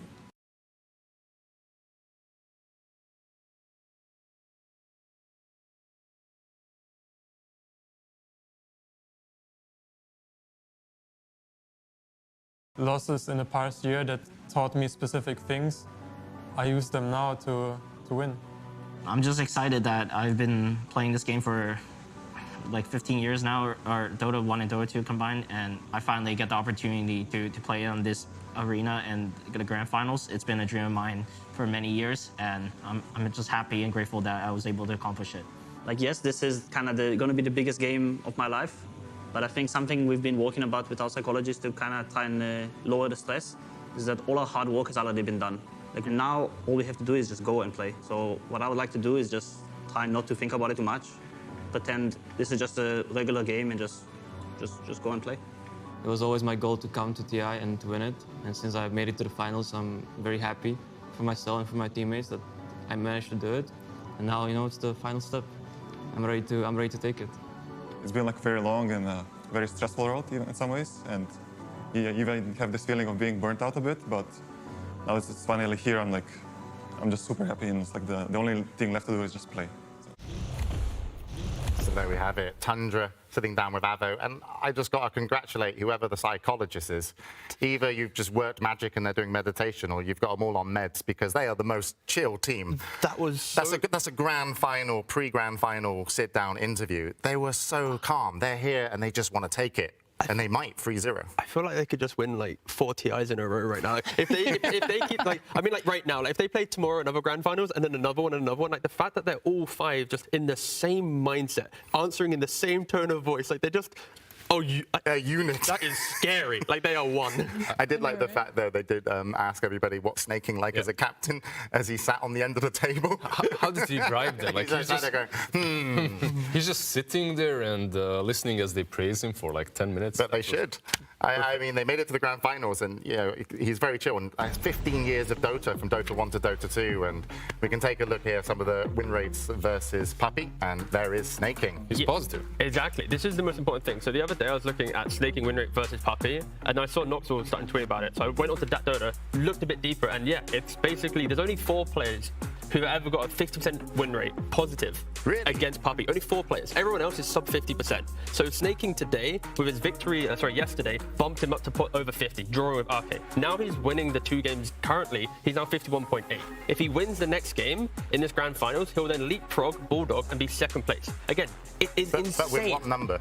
With a 52.6% win rate. Oh, I love it when you talk numbers. There we go. Oh, you like that? But yeah, everyone, all the Tundra fans, they love snaking right now because he clearly is the secret source, maybe, for understanding that Puppy mentality. When's the last time you've been to NA? Tell the truth. Last time? Tell the truth. What's this NA copium over here? They're literally like insane. Like, again, to be clear, Secret, they have to do some mad work in this interim. They need to properly break down Tundra, understand everything that's happened in TI in a single 15-minute break, because Tundra is looking flawless. I don't know how you're meant to do it in time. I actually genuinely, they've tried 3-4 different strats. This was meant to be their idea. We're bringing in the Chen. We need something to take objectives. We need towers. They took that Roche in 14 minutes. They were doing everything right, and they still crumbled. Their strats were just not up to par with Tundra. And it's not just the heroes, right? Like if you look at the players, it's in the first 2 games, they literally switched up the roles. Like you had Crystallis playing a carry, then he was literally dual flame Bristleback. It wasn't some Midas Aghanim rushing Bristleback. No, that was Vanguard BKB. He's just going to stand in front. Nisha was the Leshrac, the mid laner, the classic playmaker. Then he was the Morphling, the ultimate win condition. They're switching everything up, and nothing seemingly works. If they have to focus on one particular thing to improve, draft, map control, team fight, in terms of draft or the team fight, because they can obviously team fight, but they just seem to be just outmastered a little bit. But what's the one thing that you would want Secret to kind of really have a conversation about in those 15 minutes between game 2 and where we're going in game 3? Would you like to take it? I think you just reset it, right? Oh, okay. But you've got to change something. You need a reset, but it's... I mean, maybe it is just draft. I've seen a lot of success on the Rezo, Crystallis, Dawnbreaker. That's not getting banned in first phase. Maybe that's something to explore as a strat. It's something that lets them fight globally and often, it covers a lot of your heroes. This heal might let them turn the fights around. I'd lean more on conviction. When you take an area of the map, they want to be able to play there. Don't allow Tundra to be able to sneak back out and then start skipping the waves that way. So if you have this early aggression, make sure you have extra catch to get there. Well, we'll see, because their time for team strat talking over. Puppy with Team Secret will re-enter the arena. If they are to take this, it needs to be a reverse sweep. Sitting with a 2-0 lead, Tundra, calm, cool and collected. They are smart, but Snake King said in his interview, do not overthink it, don't try and get too smart, and that's exactly what they've done. They've just been able to play their game, and it's Team Secret that need to break it. This could be a 3-0. Tundra are scary right now, and it's, even though it might not be the, you know, if it was a 3-0, it's like, sure, as a fan for either of the teams, you want, you know, an absolute, you know, amazing game of Dota with all the back and forths, but really, if Tundra can take this 3-0, it's still so impressive. Now, let's be real. We want more games, right? We want more games than just the 3-0. But if you're Secret as well, you just need to focus on yourself. Like, you can't let Tundra get into your head like in the last best of 3. Focus on your drafts. Focus on what made you get this far. Because nothing works against Tundra if you're focusing on their heroes and banning them out. This is one of those grand finals where if Tundra win at 3-0, it's like the celebration, like the pro enthusiasts will be like, they just played such beautiful Dota. And this will now be like, how do we want to play Dota? The whole shift of DPC season will be, we'll look at Tundra. How do they skip waves? How do they always have the same element in every draft, even though heroes are different? Is there something you'd ban out, Sheep? Like, is there a big element of Tundra that needs to go?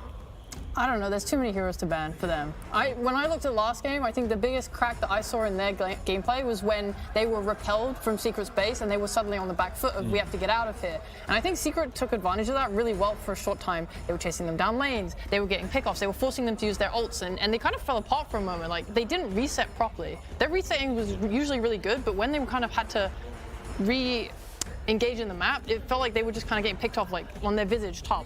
Stuff like that, if they can just apply more pressure from the side of Secret, like maybe Morphling is too slow of a hero, maybe they do need to just go all in on that hard tempo, all 5 heroes, go, go, go. Full divide Dota. Yeah, pretty much. That's how LGD started getting taken down at Arlington, for example. Now, how dangerous are Tundra going to be with a 2-0 up? Because already their drafts are hard to ban out, but now they have options. They've got games in the bag to kind of, I'm sure they don't want to throw one. You're shaking your finger at me, No. T-Gav. You watch that interview, they are one. You know, they say draft, there's no need to change. We are winning. We shall win. We shall pick the same heroes. We have exactly. We have the second lowest hero pool in all of TI. We just continue winning. Like, they don't need to change. Imagine Aoi, right, staring at you with an expressionless face. He shrugs his shoulder. Why change it? When they can communicate, you know, telepathically, that's when it will get scary, but it almost seems like it at this point. But can Team Secret bring it back? That's what I want to know. I completely agree with what Sheepo said. Focus on their draft, not the enemy. Focus on their draft and their gameplay. If they could be a little bit more aggressive, if they could be a tiny little bit faster like they were once they defended their base, it looked like they had that game back in their control. But then a couple of mistakes here and there, they just need to be more focused. I know it sounds like such a generic thing to say, but the moment they got the game back, they fed a couple of kills, unnecessarily kills on the side lanes. Yeah, and on top of that, have something that can kill Wraith Pact. A hero that can just get in there and kill Wraith Pact, that's like one of the biggest problems. They're playing with so much damage reduction on the side of Tundra. If you're able to deal with that and their map control and like how they do it, those are just the 2 biggest things, I think. So who are those heroes? We look at Snapfire or? Snapfire is a little difficult because she has to really like walk in there, but yeah. We'll see what they do. Well, we're ready here, and I hope you are at home because we're going to go into Game 3 of the Grand Finals of the International. Team Secret versus Tundra Esports. Grand Finals Game 3. Tundra Esports, Secret's turn to ban. Thank you very much, James. And yes, welcome back, ladies and gentlemen. We're just about ready to get this Game 3 underway. So far, Tundra leading the way 2-0 against Team Secret in this Grand Finals. Once again, Seb, Notel, and Fox here with me for the draft. I mean, boys, 2 games now where Tundra, they've looked scary. We saw in the second game, Secret maybe trying to break successfully into sort of this sort of impenetrable force that Tundra hold the game hostage with, but it still wasn't enough. Can you see them taking it to the next level, or are you concerned for them now going into this Game 3? I don't know, there's very few names I could find, you know, around the world to pick, like to break Tundra, but Poppy would be one of them, right? I mean, Poppy, Heen, they have so much experience. Of course they can, of course they can. I want to believe they can, you know, I want more games, and yeah, of course they can. I want to believe too. The Copium tank is pretty low right now. It's running very low. I think Orange player was feeling it last game. I really think for Secret they need to commit. They need to push it to the limit. You know, I think Nisha was having an incredible game. I don't think they missed a few moments last game that could have turned into. They could have made the game look a lot more doable for them, but you also see the power of Tundra. Like, they have some ideas. They seem to be on top of their heroes, like the combinations, the Arc Warden with the Visage too. We haven't seen this before. Yeah, and now we're at least seeing Secret get their Marcy hero, so I don't know. I mean, I'm starting to have a hard time believing that Tundra can be broken. I mean, there's one thing maybe we haven't seen as much in this grand finals from Secret is like full-on lane dominance. Yes. You know, Marcy could kind of draw the, like, lead the direction, lead the back into crushing 3 lanes, and maybe Tundra just doesn't come online. You know, we've seen NetUp like 33 play Brood against Secret in the upper bracket finals, and that's probably one of the worst Brood start he ever had in the in the entire tournament, and that's what Secret did to him. And yeah, they can do that. So it could be one route. That was with Monkey though, and Monkey has been banned in every game. True. Yeah. They are setting up for it. This Bristleback also, I mean, I don't know. It's like Tundra knows their heroes so well, and I feel like they had counterpicked the lane in last game, and yet it didn't work. But you know, I feel like they banned the Monkey maybe to threaten the Brood, but Secret still let the Brood in, and they decided to ban the Tusk instead. So I think now it's like, Tundra, do you still dare to Brood? Like, you want to test our ability to counter Brood once again? And Tundra is like, no, let's keep it open and let's decide a little bit later what 33 is going to be playing. Yeah, he has options, right? Yeah. Like, they're just going to save him for later on. He'll have a bunch of cool options. And you're going to be forced now, when you see this, they're going to have to ban the Naga Siren. They're still going to have to take the same initiative that they did the last time. They're still going to stick with the Lesh. I mean, I don't think it's wrong for them to stick with the Lesh. I think Lesh had tons of openings in both games. Resolution was playing it really well, and it opened up this Morph pick, but they were second pick. I mean, I think this game's gonna be really hard also because it's drafting order. Like, it's extra tough for Secret to figure out what they want to do, because they can't keep it open till the end. They might go back for the Dawnbreaker. I mean, we haven't seen them. It's been ignored the whole series so far. But I also think rightfully so. But I don't know what Secret are going to do with first pick here, like, for the next phase. And yeah, we have to really look at the bans, and they have to coerce them again into something that is going to lead into good things for them. Yeah. Meta is having a field day right now, you know? Like, the Brood is still in, Tide is getting banned. I think, Secret need to pull out some aces. Yeah, there's a lot of things to keep track of, but to be fair, probably their best bet is to build on what they want to do and only counter what's going to get in the way. So if they believe that this Naga is going to stop what they want to do, then sure, ban it, else you might as well play against it. Yeah. Obviously, it is scary to play against Tundra's best heroes, but at this point, it feels like all they have is best heroes. Yes. So you might as well. Yep. It's the Visage, always a substitute, right? Like, as we saw, we saw a lot of times a bunch of different heroes for 9, but then, I mean, we were all sitting there and we're like, wow, this magnetic field, this Arc Warden just buffing everyone up, making them like immune to damage. It's something you pulled out of left field. That was nasty. I mean, I wonder if the statistics, I mean, there are probably some stats for the damage reduction that teams have pulled off, like between Wraith Pact and Anchor Smash with the pipes. And the pipes and stuff. And I feel like they must now be up there, right? Especially with the Arc Shard. That's something new. Mage Slayer as well too, right? Like, it seems like they always just have layers and layers and layers of it, which, I mean, you guys are very familiar with, of course. Yeah, I love myself some damage reduction. Spectre, nice. Yeah. Good times. Stampede. IO. I mean, we'll see.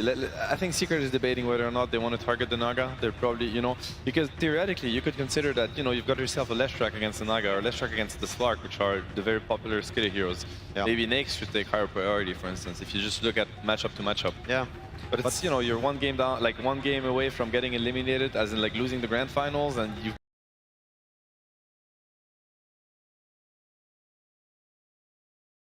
give them the hero they've been dominating with. It's a hard call. Oh my god, they banned a Brewmaster. Okay. Interesting too. Yep. Yeah.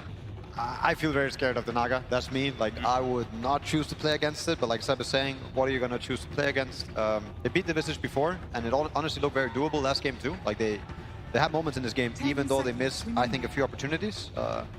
It does seem like I don't really know. There's Broodmother too. Oh boy. It's just now, so many options. So they banned the Conka out, and I think that they're really threatening, the Brood second phase with the Conka ban as well. Yep. I would really want to see Secret address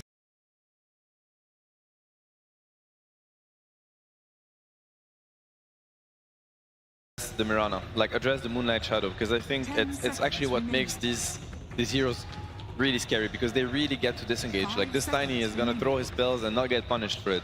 Same with the Naga in the other game and the 9 heroes. Like I would want this hero to kind of, if they get too close to the action, to die. You know. What about Zeus? Yeah, Zeus these for kind of heroes like Zeus Lash might be a lot of the same thing, but I wonder like you play against Mirana Naga. Yeah, I think like very reliable lockdown. I don't know if it's Disruptor Glimpse, if it's Zeus, you know, ulti. They need to find a way to stop Tundra from, you know, poking, kind of, you know, slowly, kind of, you know, beating them down, like kind of agony, the slow agony of in and out heroes that are using the Moonlight Shadow, like long range, disengage all the time. A lot of those heroes are left in the pool. The Lifestealer we've seen that's countered the Last Strike a couple times that we haven't seen Tundra go for too much, but it's been banned a lot of times. The Naga Siren's still in, so what's their option? I mean, they get their Pango instead. They go for the Pangolier. Leaving things open for their last 2 picks, right? Yep. Now they have 33 as the pick of the litter, 9 our Skeeter does as well. Same drafting scenario as game 1 when they were second pick. You know, they picked the Saksa, the Snake King, and the 9 kind of trio, because these guys actually play as a trio.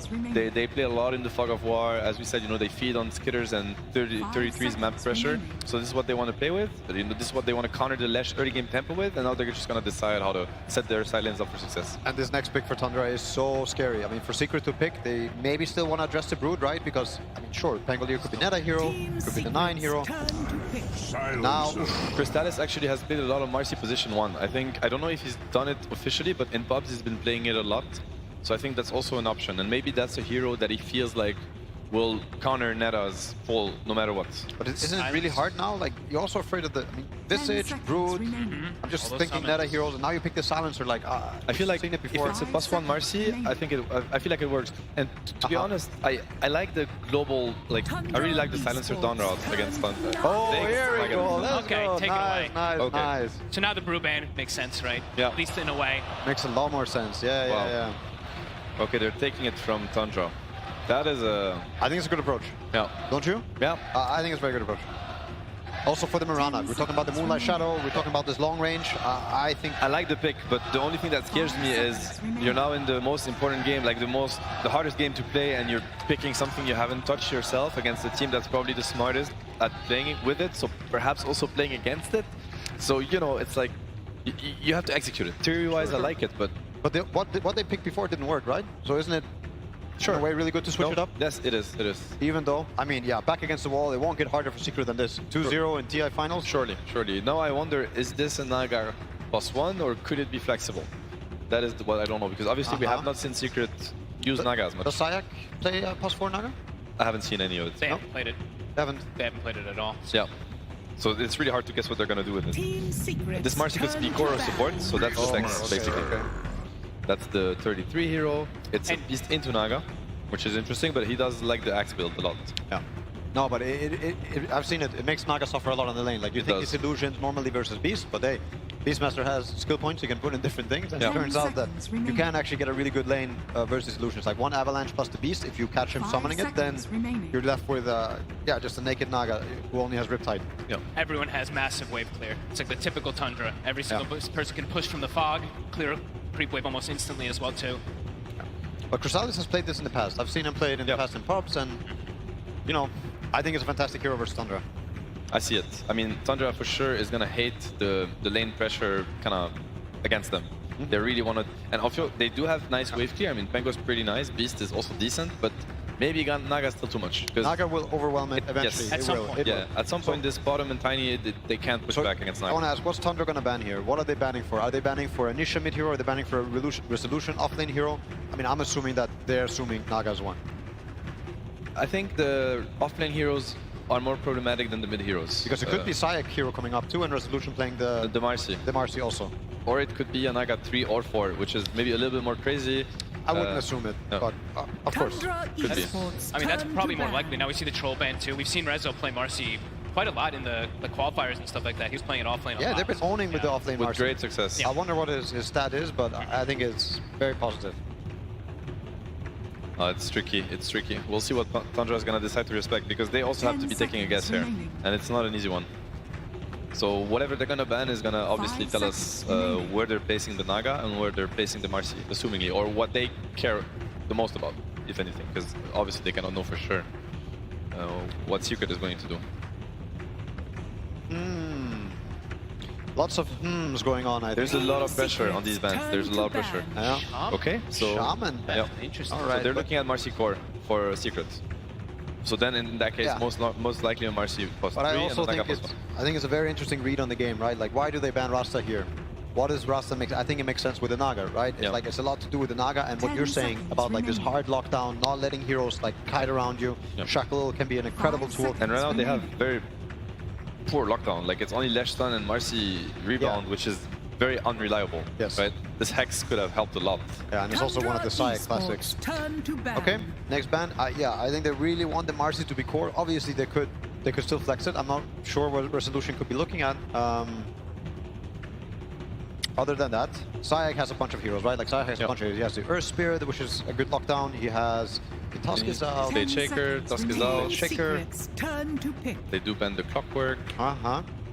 Looking, for some reason, I feel like we might be surprised by how Secret's gonna put the heroes, but maybe that's just they my could mind pick going Nisha's crazy. hero here, right? If Nisha, what could Nisha be picking? I mean, we never mentioned the Zeus. I don't know if it's that good here. I'm stuck on this Marcy +1. I can't get over it. Really? Yeah, I don't know why, but we'll see. This is exciting. 5 seconds remaining.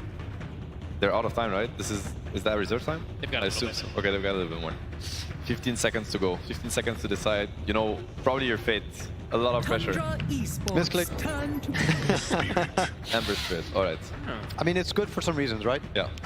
I'm not the biggest fan if we're doing +1 Naga with the Ember. I think there's a little bit of de-synergy, but there's also some synergy. It's just not all the way. I mean, it's a very good Ember game. But it's Look good, at their really good heroes. versus what they're playing against. Yeah. Ember versus bottom Tiny Pango, like, and even Roar, they're gonna have a really hard time catching this Ember. He has the backup of Global Silence. If he does end up catching a kind of a stun, he has the backup of Sleep. This Ember can be the king of the game. You know, So- Nisha can pop off on this. But do you still think that they're doing something weird with Marcy, or don't you just think it's gonna be? I would assume it's a Marcy Leshrac, you know, Zayak Marcy, Rezo Leshrac, Naga Silencer safe in an Ember mid. Yeah. Most likely. I would say so too. That's what it looks like. But so we've seen Nine. He likes to counterpick when he gets the chance to. I wonder if he's happy with this matchup, like the Pangolier. I mean, he has to be the Pango, right? It has to be Skitter hero. Never mind. Medusa. Right. We have not seen that hero. We haven't seen that hero, right? I think that's a first DOTA. Wow. I mean, that's a Skitter hero. We've seen him play it a lot in the past. Yeah. Okay, Medusa. Stylus is on the Naga. Yeah. No I funny mean, business here. Do they have enough damage to take down a Medusa is what I'm thinking, you know? When Tundra starts grouping up and forcing... It's not easy for these heroes to take down Medusa because, you know, Lesh and Ember. and Lesh, yeah. They might lack damage.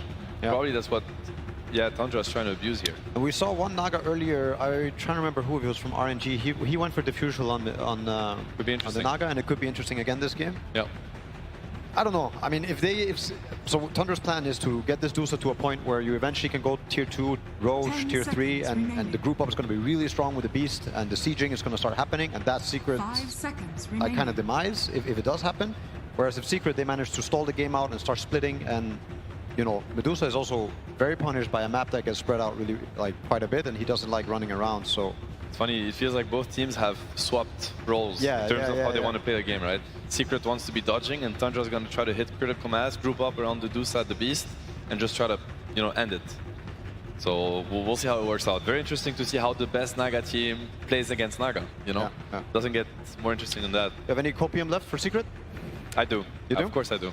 Okay. I want game 4. Me too. I really want game 4. Well, we'll see if we're going to be getting that here. I mean, overall as well, Fog, you know, just sort of seeing Skeeter on this sort of hero. It's been, what, 2 games so far with Tundra. Each time, whether it's been Skeeter or Nine, they've just had this core that Secret haven't really been able to touch. Do you feel that may be the case here again, or do you believe that Secret, they can make sure that neither of these 2 cores from Tundra get a free game? Tundra are magical the way they make space, especially for Skeeter, and I see 4 heroes that are pretty damn good at it. So let's see. I mean, they're the ones who know how to play versus the Naga Siren, so let's see if they can actually be put up to that test. I hope for a 5-game finals. I hope these players are in here and really enjoying the moment. You know, I hope we get some good Dota. Absolutely. Sort of final words, Seb. You know, coming into this for Secret, we saw them able to sort of keep the positivity high at the end of game 1. Do you think they're going to be able to do it again at the end of game 2, going into this game 3? There's a reason why Puppy was in the finals 10 years ago and why he's there again. Well, let's see what's going to happen here. We'll pass over to Slacks now. It's going to be with Bowie for some words before the game. I am here with Owie 2000. Hello, sir. Potentially one more, my friend. Potentially one more. Are you guys feeling it in the booth? Honestly, like we had a talk, our emotions are pretty level right now. We've worked a lot on not choking on land, so hopefully, you know, Game 3 of TI Finals. Definitely a good time not to choke. So you guys, I saw a lot of comfort picks coming out here. You know, the Snaking Mirana, the Pangolier. So is that kind of the strategy to just get those feel-good heroes, or do you think they're especially good in this draft?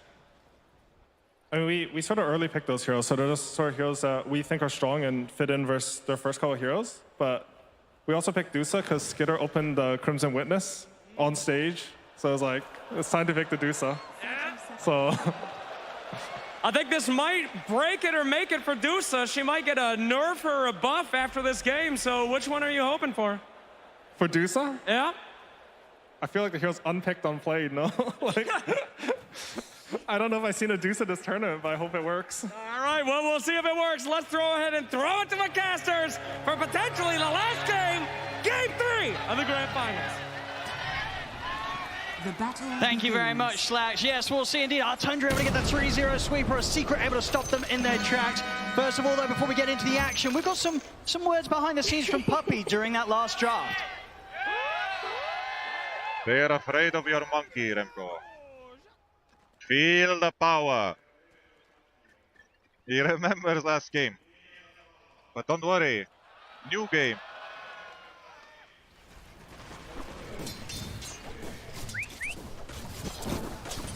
Oh, there we go there. Puppy trying to sort of build spirits coming into this Game 3. As they need everything here, Secret, to try and be able to turn things around against Tundra. 2 games now where there's just been a point where it seems all over. Tundra has just been all over Secret, closing up the games as they wish. Here, this Game 3, indeed, as we talked about during the draft, a bit of a different approach from both teams. Much different. Tundra absolutely trying something completely different there. You know, obviously, Aoi mentioning that cosmetics were a bit of an influence in terms of why Skeeter's running the Medusa in this match. But regardless, you've got to imagine they still pick it because they feel that it's going to have its strengths here. Something that other teams have not been able to find in any of the games so far here, this international. Yeah, they probably feel like it can get to the scaling point, but the laning phase could be incredibly difficult. This is a very oppressive lane that Secret does have down here. And Mirana, I mean, we've seen Snaking do fantastic work on it, but sometimes you just can't really protect these cores. There's a reason these like Medusas and Clinks have not been picked too often. Their lanes can just get completely shut down. So let's see if Skeeter and Snaking are able to do it. Right away, we're seeing those immediate tangos. 4 or 5 of them are being passed off to Skeeter. He's going to have to bring more down because of the harassment that's coming out. Of course, one thing that's going to be feeling good for Secret, seeing already some action from it here down bottom. Zayat's getting his hands on the Marcy this game. One of the stronger heroes from the tournament. They don't have one of those heroes that really benefits the most off of the sidekick, though. Usually you do see, like, when Tundra does try to opt for it, they have like 2 or 3 heroes they can throw this sidekick onto. Not really many on Secret, where it's like, wow, amazing sidekick. Like, sure, the damage bonus on an Ember can be decent, but Naga Siren getting sidekicked up isn't really the best. So it's going to be more of just this ganking in Marcy in particular. And do you feel a bit more comfortable overall with Secret's approach? You know, this game, Crystallis, playing what you could only describe sort of as a more traditional carry, right? It's not this Pudge or Bristle that's going to look to be forced to get involved at an earlier time. He can look to sort of take the game a bit more on his shoulders as a harder carry as the Naga Siren in this Game 3. Yeah, I mean, eventually, like, he should be able to eventually definitely take over the map, and they do have those elements to be able to push and abuse those side lanes. It's very, like 702 was saying, it's like the script is shifted completely. It almost looks like a Tundra draft on the Secret side, except for the Silencer. So could definitely see Crystallis perhaps get to that point, but let's see if he's able to with the pressure that comes out, because Tundra, who said, super oppressive. But looks like Skeeter, he's having a little bit of a rougher one, as we've seen Snaking actually getting a lot of last hits in this lane. 6, because Skeeter's being pushed off a lot from the aggressiveness. I mean, that's, you know, sort of something to be said there, at least Snaking making sure that not too much is getting missed from the both of them. Yeah. We'll see top. Puppy, just going to look to chase out Satcher a little bit. So she'll be fine and into the trees. I mean, mid lane, this time round, having the Ember Spirit here for Nisha. I mean, what's sort of your thoughts on this hero? I mean, she picked later on in the draft. Is this a game where Ember Spirit is going to have the luxury of sort of darting around the team fights, or is there a few concerns for Nisha? Definitely some limited disables on the side of Tundra. He could have a spectacular game. However, Ember at this tournament has been having some difficulties, of course, kind of committing into fights. You kind of just run out of steam at some point, it feels like, on this hero lately. So we'll see what he's going to be able to make of it. Top, Saxa trying to trade with Puppey, but Chrysalis will step up, make sure that Saxa can't continue to stand his ground against the silencer. Now we see the build, of course, from 33. It's Axe Max, but also just he started with the Sage's Mask straight into the Bassi, started some Mangoes. It's typical approach from Tundra and just keeping the spam on. You see top CS.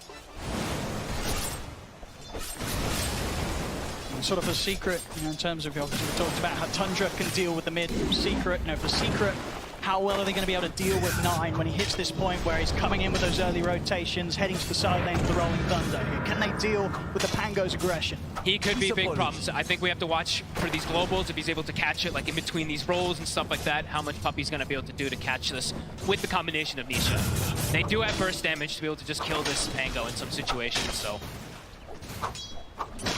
Well, so far in the mid, Nisha. Decent bit of a lead here, 29-5 against the 21-2. Doing his best with a consistent slight spam here onto 9, keeping him low. Both kind of doing the same thing to each other, keeping each other just at gankable levels. And it's a bit scarier, I would say, for the Pango. He actually has to go back to base because there's a Marcy. So whenever you're getting put low, you always have to expect this rotation to come in. So we do see 9 is forced back to base. And we did see Zayas, indeed, step over to that area, see if that opportunity was going to be had. As you say, 9 plays it smart. As soon as he goes missing bottom, even for a couple seconds, they do have to be very wary of it. Thinking. He's got the trade. He's got 2 in Starstorm, too. It's true. Zayas does get too low. Dude Snaking will look to jump in and burst through him. Yeah, 1 or 2 more hits, and he would have probably been able to go for it. And looking at the bottom lane, it also was a bit of a slower start in the first few waves. Looks like Skeeter's able to pretty much catch back up here to him the amount of fun that Rezo's getting out of this. 26 for 7, 23 for 6, and he's got this full wave coming in against him. I think Skeeter, despite the early pressure on him, have dealt very well with those first few waves, those first few lanes that they've had to match up against Secret down here. They've been so good because of this Mirana, really. Like Snaking's actually being able to bully and make sure that Skeeter's able to have a decent laning phase because these 2 points in Starstorm. He's able to trade with pretty much anybody. And here we see this rotation coming in. He's already used the swashbuckle. 6. And he has indeed hit the 6, and that'll mean 9. He's more than fine. In fact, trying to use that ult to set up a bit onto Nisha, but the Remnant are the ready. Nisha himself in the 6. 9's able to roll across, pick up that arcane rune. And Snaking and Saxa heading over to help. They're jumping with the rebound. And Zayas goes down. They'll even be able to turn over towards Nisha as well. But 9 will die for that effort. Maybe feeling a bit stronger than he was there, charging forward with the backup of his 2 supports. But 9 ending up losing his life off the back of that aggressive play. Nisha does incredible physical damage right now. The corrosion and the blades of attack finished. There's so much damage there. Maybe 3 points in slide. Yeah, maybe thought he was going to be a little bit tankier, and immediately they rotate in Zayas, they fill up the bottle, so looking to play around Nisha as much as possible. So yeah, Secret showing that they can bring their supports mid as well. Sure that Nisha continues to have that edge in this mid matchup. Only about a 600 gold difference, a lead here for the Ember Spirit. Nisha playing it well so far. I mean, that tends to be in the decision there. So Secret, they're going to be like, okay, no longer can we really pressure the DOTA early game. We're just going to look to buff up this Ember Spirit so he can be the one to kind of take over the map. Since Naga's now having her own free time, they're just going to be like, all right, Rezo, you're sacked for the moment. We'll deal with this Medusa later on. Still keeping the silencer even around the mid lane.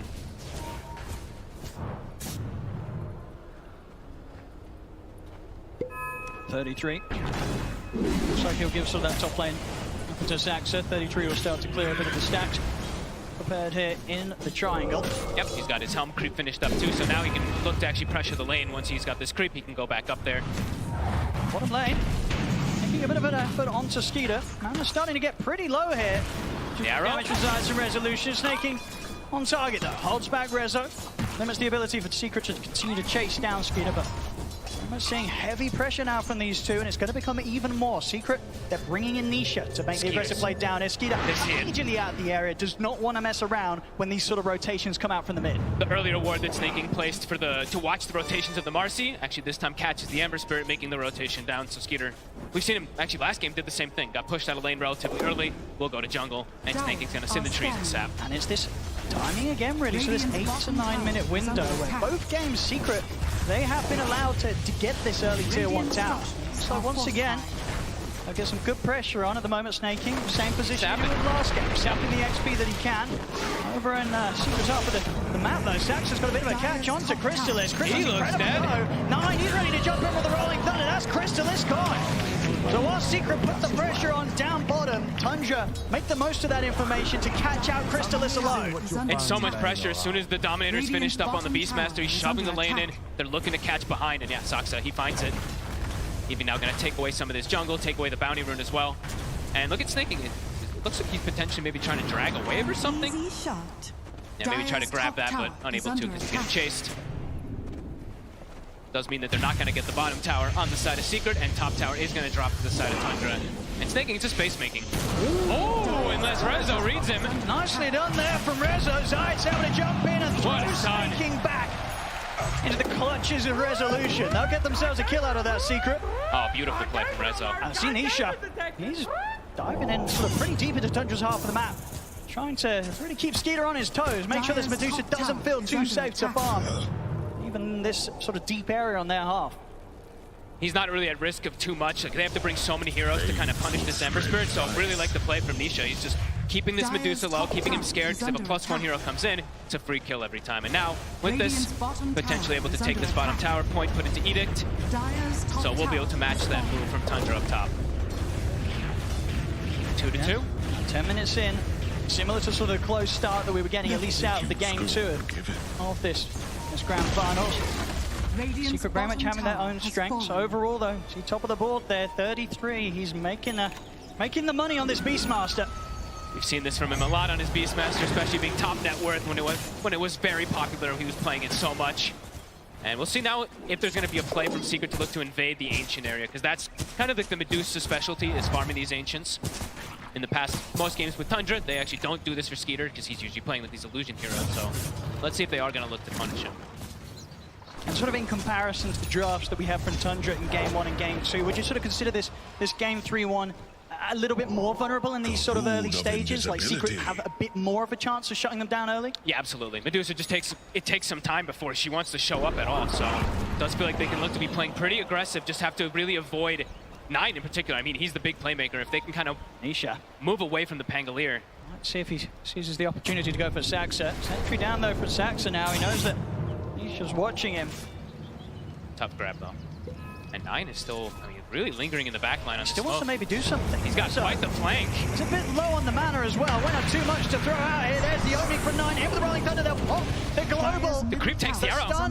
And he won't quite connect, and now Rezo tries to turn, but the global comes to an end. Saksa turns with a combo. Avalanche toss to take him down. Resolution falls, but he's fighting. The backup of Nisha. Secret, they'll be able to take something in return. Oh, no way. He's out with the sword, but he goes for the TP. But Nisha will be able to dive in with the Remnant, pick up a couple, maybe more. Chains are up. He has enough mana to stop the TP from Saksa. Puppy's here as well. They'll chase out the Tiny, surround him in the trees. It's a triple kill for Nisha. What a play. Skills up the Searing Chains after he gets the kills, immediately has enough mana to do it too. Beautifully done. This is exactly what Secret need to be seeing from Nisha. They have to have him just step up to the next level, something that he has done before in some of the series here during the playoffs of TI. They need Nisha to be on top form and have a chance against Tundra. And you see why they put so much emphasis on him in the mid lane. Fill up his bottle, do everything you can to make sure Nisha has this game so he can make that space for this Naga Siren, who now, Crystalis free in the jungle, and they have a regen rune sitting bottom, so Zayat, he's camping it for Nisha so he can keep his impact on the map. All about this Ember Spirit for Secret. Skeeter feeling confident enough to step up in the mid. Secret, they'll definitely jump on this. They'll get him with the opening. They've taken out his mana. The damage has been done. A risky position for Skeeter to find himself in. Secret, they don't hold back at all at making that jump. They know that that Medusa is in a completely dangerous spot, and it hurts. That's Skeeter out of the game for 20 seconds. Secret, they managed to put some pressure on the mid, and of course this is just continued gold and XP being fueled and funneled into this Ember Spirit. Still has the regen running, so he's full HP, full mana for this push. They can still have to fight if anyone does come in, and Tundra doesn't feel like they do want to fight here. It's dropping too fast. Big moves. I'll have to let this one go. And tons of space. Crystalis now able to rotate down toward bottom. I mean, Nine, he's sort of keeping his eyes on Crystalis, but of course in this area, out on his own. He's not able to sort of make any sort of move or aggressive play. At least not until he has the Diffusal Blade done. When that's there, he might be able to look for some solo action. I was looking to see if we would see that build queued up also for Crystallis, because I believe Nota was mentioning, I think it was Hector who did it actually in one of the games as Naga when he was playing, and he went this Diffusal Blade, and it was very strong. So if he can opt to do that, if they even want to. I think the thing is though, do they even want to though? Because like the Medusa, maybe they don't feel like they even need it. I mean, how little this hero's been played. You might sort of see the argument for just getting that Scardy Just play normal as soon as you can. Of course, Scardy's going to have incredible benefits from limiting the Medusa in these fights. Secret this time around, really finding their footing. Now for Tundra, playing around 33 is probably the best option. Helm of Overlord is finished, so he is a big problem for Secret. Resolution's pretty vulnerable as 33 opens up with a raw easy kill there for Tundra. That's the big hero that they do have to watch out for. And yeah, snaking with these Moonlight Shadows, this has kind of been one of the biggest things that Tundra's been able to play around. Yeah, you got to watch out for this Ember Spirit next fight. He's got his Maelstrom done and a DD in the bottle. Oh boy. You don't want to fight around this Ember unless you're guaranteed to have the lockdown. And of course, this is a point where Raw has been used. Nisha is going to be able to play with that timing in mind. Not too much that he has to threat when he turns up these team fights. And there's Global available too, so even if the chain stun comes out, like if Saksa finds an avalanche, they can probably counter. Strong. He's ready to go in chains. There's Followed by the Global Silence. See the Rana. Snaking, try and get off to the side, but the slight's there. They take down both supports. And they might even get the help. They will. Extra 250 gold, I believe, going the way of Resolution, so more money for him. That'll speed up the Bloodstone. It really is, you know, saw Nisha being able to step it up a bit more in game 2, but here in this game 3, his Ember Spirit so far so good here with these early plays. Aiming sort of on towards the level 12. Once he gets that item done after the Maelstrom, we'll see what it's going to be if he feels he needs to get the BKB, play some sort of into some sort of safety for the next item. But at the same time, as we say, with sort of lack of lockdown, he might not need it. He can just build up that damage, continue to play aggressive. I think he probably wants to look to play as aggressive as possible. The space for Crystallis is amazing right now. He's just having the time of his life on this Naga Siren 2K lead. And Secret, they're still clustered together. The lanes are all in a good position for them, so they can just keep looking to fight. Even though they don't have global, this Ember's king. Another catch here from Nisha. He's in with a slight change. Bringing off to the side. They're going to dispose back onto Saxa, but Science and Puppy just get shredded by 33 and his Dinosaur. As Tundra, they're ready to see if they can catch more snakes. He's in with the arrow. Quick turn the slight change. Nisha's just able to take him out amongst them on Tundra. Wow. They continue to get more. 9 rolls in, takes out Rezo. He's got his eyes over towards Nisha. It's pretty deep here. Up towards the tier 2, they'll continue to try and chase him, chains back up. Well, Nisha starting to sort of dig there, a bit risky. He's going to get caught with the Oh my God. Goes down. That's Tundra, they hit back hard, straight down the mid, they take out 4. And now Secret, they're looking for the fight. They're like, we don't have global, we don't really care. We can still look to get this, but an avalanche from the high ground, I think catches, what, 3 heroes? Axes as well from the Beastmaster, catches multiple. Tundra in position perfectly to counteract Secret. Yeah, as we've seen time and time again from Tundra this series, they know when to go. You give them any sort of opening, and they just go straight for it. And both supports taken out, and then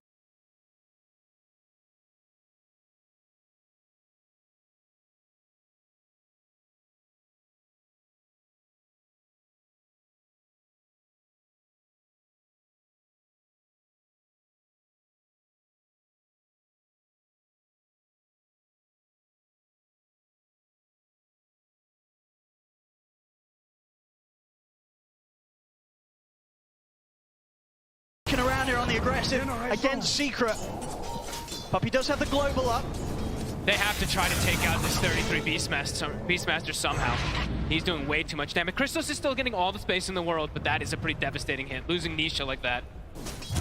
Absolutely. We're going to get to see Crystallis have an impact this game that he just hasn't had in the series so far. Sure. Both game 1 and game 2, he just never really got the farm, pretty much stuck at the bottom of the cores. It will be a different story this time. So Crystallis, he'll absolutely feel a bit more powerful when those inevitable team fights occur that he has to turn up to. That being said also though, Skeeter has started to get ignored a little bit because of the moves Tundra's been able to counteract for Secret. He's got Manta. Now he can really push out those waves without having to show his face. He can actually survive in most situations. That's very true. I mean, as you said, on the Medusa, you're always going to have a tougher time opening up in this sort of game. And Skeeter, arguably, he's got through that tough spot. He got through one of the tougher ones, and he's always going to have excellent Mystic Snake targets. You just throw that onto the Lesh in most situations, you get so much mana back in the fights. Secret have to be careful in these next few moments. Can't make another mistake like that. Gonna smoke up. Nisha's still having quite a bit of gold in the bank. 2,600. See snaking poke of the wave mid, but Dire's they want top something tower much bigger than is that. They under want attack. 33's life. This is the best kill See they if they can can find blow him right up now. here with the combo. Straight in, but already 33's off the side. They find the chain. Sasa's That's here. to help out. Rolls back up. They turn with the roar onto Resolution, holding back the Leshrac. They'll turn his attention over towards Saxa instead. Here comes But Skeeter. They want to look to try and take this fight. 9 rolls up straight over the high ground. He's got the opening start on the Resolution. The roll continues, of course, through the song as Resolution's taken out. They're still chasing. And he's ready to close in on Chrysalis as the song comes to an end. Illusions back out for Chrysalis, snaking, jumps over the Starstorm, trying to burst Secret down low. The curse kicks in onto 9, so no further spells available to be casted on the chase. But now Roche. Resolution's gone. 33 as strong as ever, steps over into the Roshan pit. They were so close to maybe catching 33 by surprise, but they couldn't quite find the initiation off the back of the rebound. They waited. They're trying to poke them here, Secret. Sort of deter Tundra from committing to the Roshan, but it's rough. They waited a little too long, it felt like on the Global. Every spell got casted, and then Global comes out. The Roar and the Avalanche was already there to kind of let 33 get the distance. So Secret, again, they have to be careful with these mistakes. It's gonna get punished every single time. Tundra is all at the ready to look for these fights, and now, with Skeeter at the ready to fight, they're gonna look for their own battle with 4 and 5. Skeeter's ready to join, and he's got a point in the Stone Gaze as well. So ready to pop that ultimate. Stop Secret from being able to sort of take the fight head into them. Sox has got blink. He's in with a jump. He gets the toss back. They'll get the quick pick onto Puppey. Puppey gets burst through. Rebound in from Zion, so towards Saxa. The Stone Gaze has been popped here, so Secret, they can't come in for now. Ooh! Rezo's actually going to end up tanking the Raw out the back of one of the illusions. Rezo's going to attempt to run down Tundra with this in mind, but onto the back lines. 9 straight in on top of Zion's, controlling the Marcy. Good bounces here off the cliffs. Leaving Zion's no option to escape. 9 takes him out pretty much solo. Jumps over the swashbuckle. Stun will connect though. 9. He's falling low. Nisha has the damage. They take down 9. Can they chase for more? They've got the curse on the 33. Rezo wants the Bloodstone, getting that mana back up. He's ready to chase. He's closing the ammo to the Beastmaster. It's going to be another for Secret. Triple kill for Nisha. Only Skeeter and Saxa left here for Tundra. Saxa, he still wants to fight. Jumps in with the top. The Avalanche onto the 3 of them. They're taking out Resolution. There's going to be a buyback from Zayas. Secret, they're putting everything into holding this fight. Keeping Chrysalis safe. Nisha, the dragon. He's so low on mana. He hasn't really got much push off. He's sort of trapped up on the high ground. He's got one more slide of He's fish. burning. But Skeeter, He's burning. The burn for the dragon. 33. Kills him off. Skeeter will surely die here. Can they really get him out? Oh, but they're going to get him out. Is he really going to get away? They can't close the gap. Skeeter's going to live. God. He's going to live. Oh, Nisha gets stuck in that little spot on And the ledge. the dragon, the bird, he feels it there. And the whole fight, too. A fight that lasts, I mean, what feels like almost 2 minutes. The Hawk is scouting everything in all these situations, too. Tundra, amazing at the way that they can reset from these fights. With Secret, they do get some big kills. I mean, yeah, more. No, sure. Nisha dying at the end of it. I mean, look at his case. 10-2-2. He's still doing everything he can here to hold on to this game against Tundra. But in these fights, Tundra's still able to take to sort of the next level once again in this game 3. I mean, look at the start, too. The arrow does connect on the noggin. They're almost able to get the Roar, but 33 unable to get it. It's the start there. Crazy chases. I mean, Skeeter being able to walk away as he did. It's definitely going to feel frustrating there for Secret. I mean, the way that they're able just to reset, the constant reset and jump forward, the way they play around these cooldowns. Saxa, how many Avalanche toss combos was he able to get in this one? How many axes did you see thrown out? We'll see Skeeter about 2,300 gold away from the Skadi. If they couldn't kill him easily enough then, once he's got his next item done, he's going to be such a huge terror in these team fights. Chrysalis too, though, still getting big. The Orchid is finished, so he also has a level of control, perhaps, Tundra to catch this Pango. They're ready to make the move. They know Roshan's up. They don't want to head straight into the pit. They want to try and get a pick off first. Secret, relatively prepared.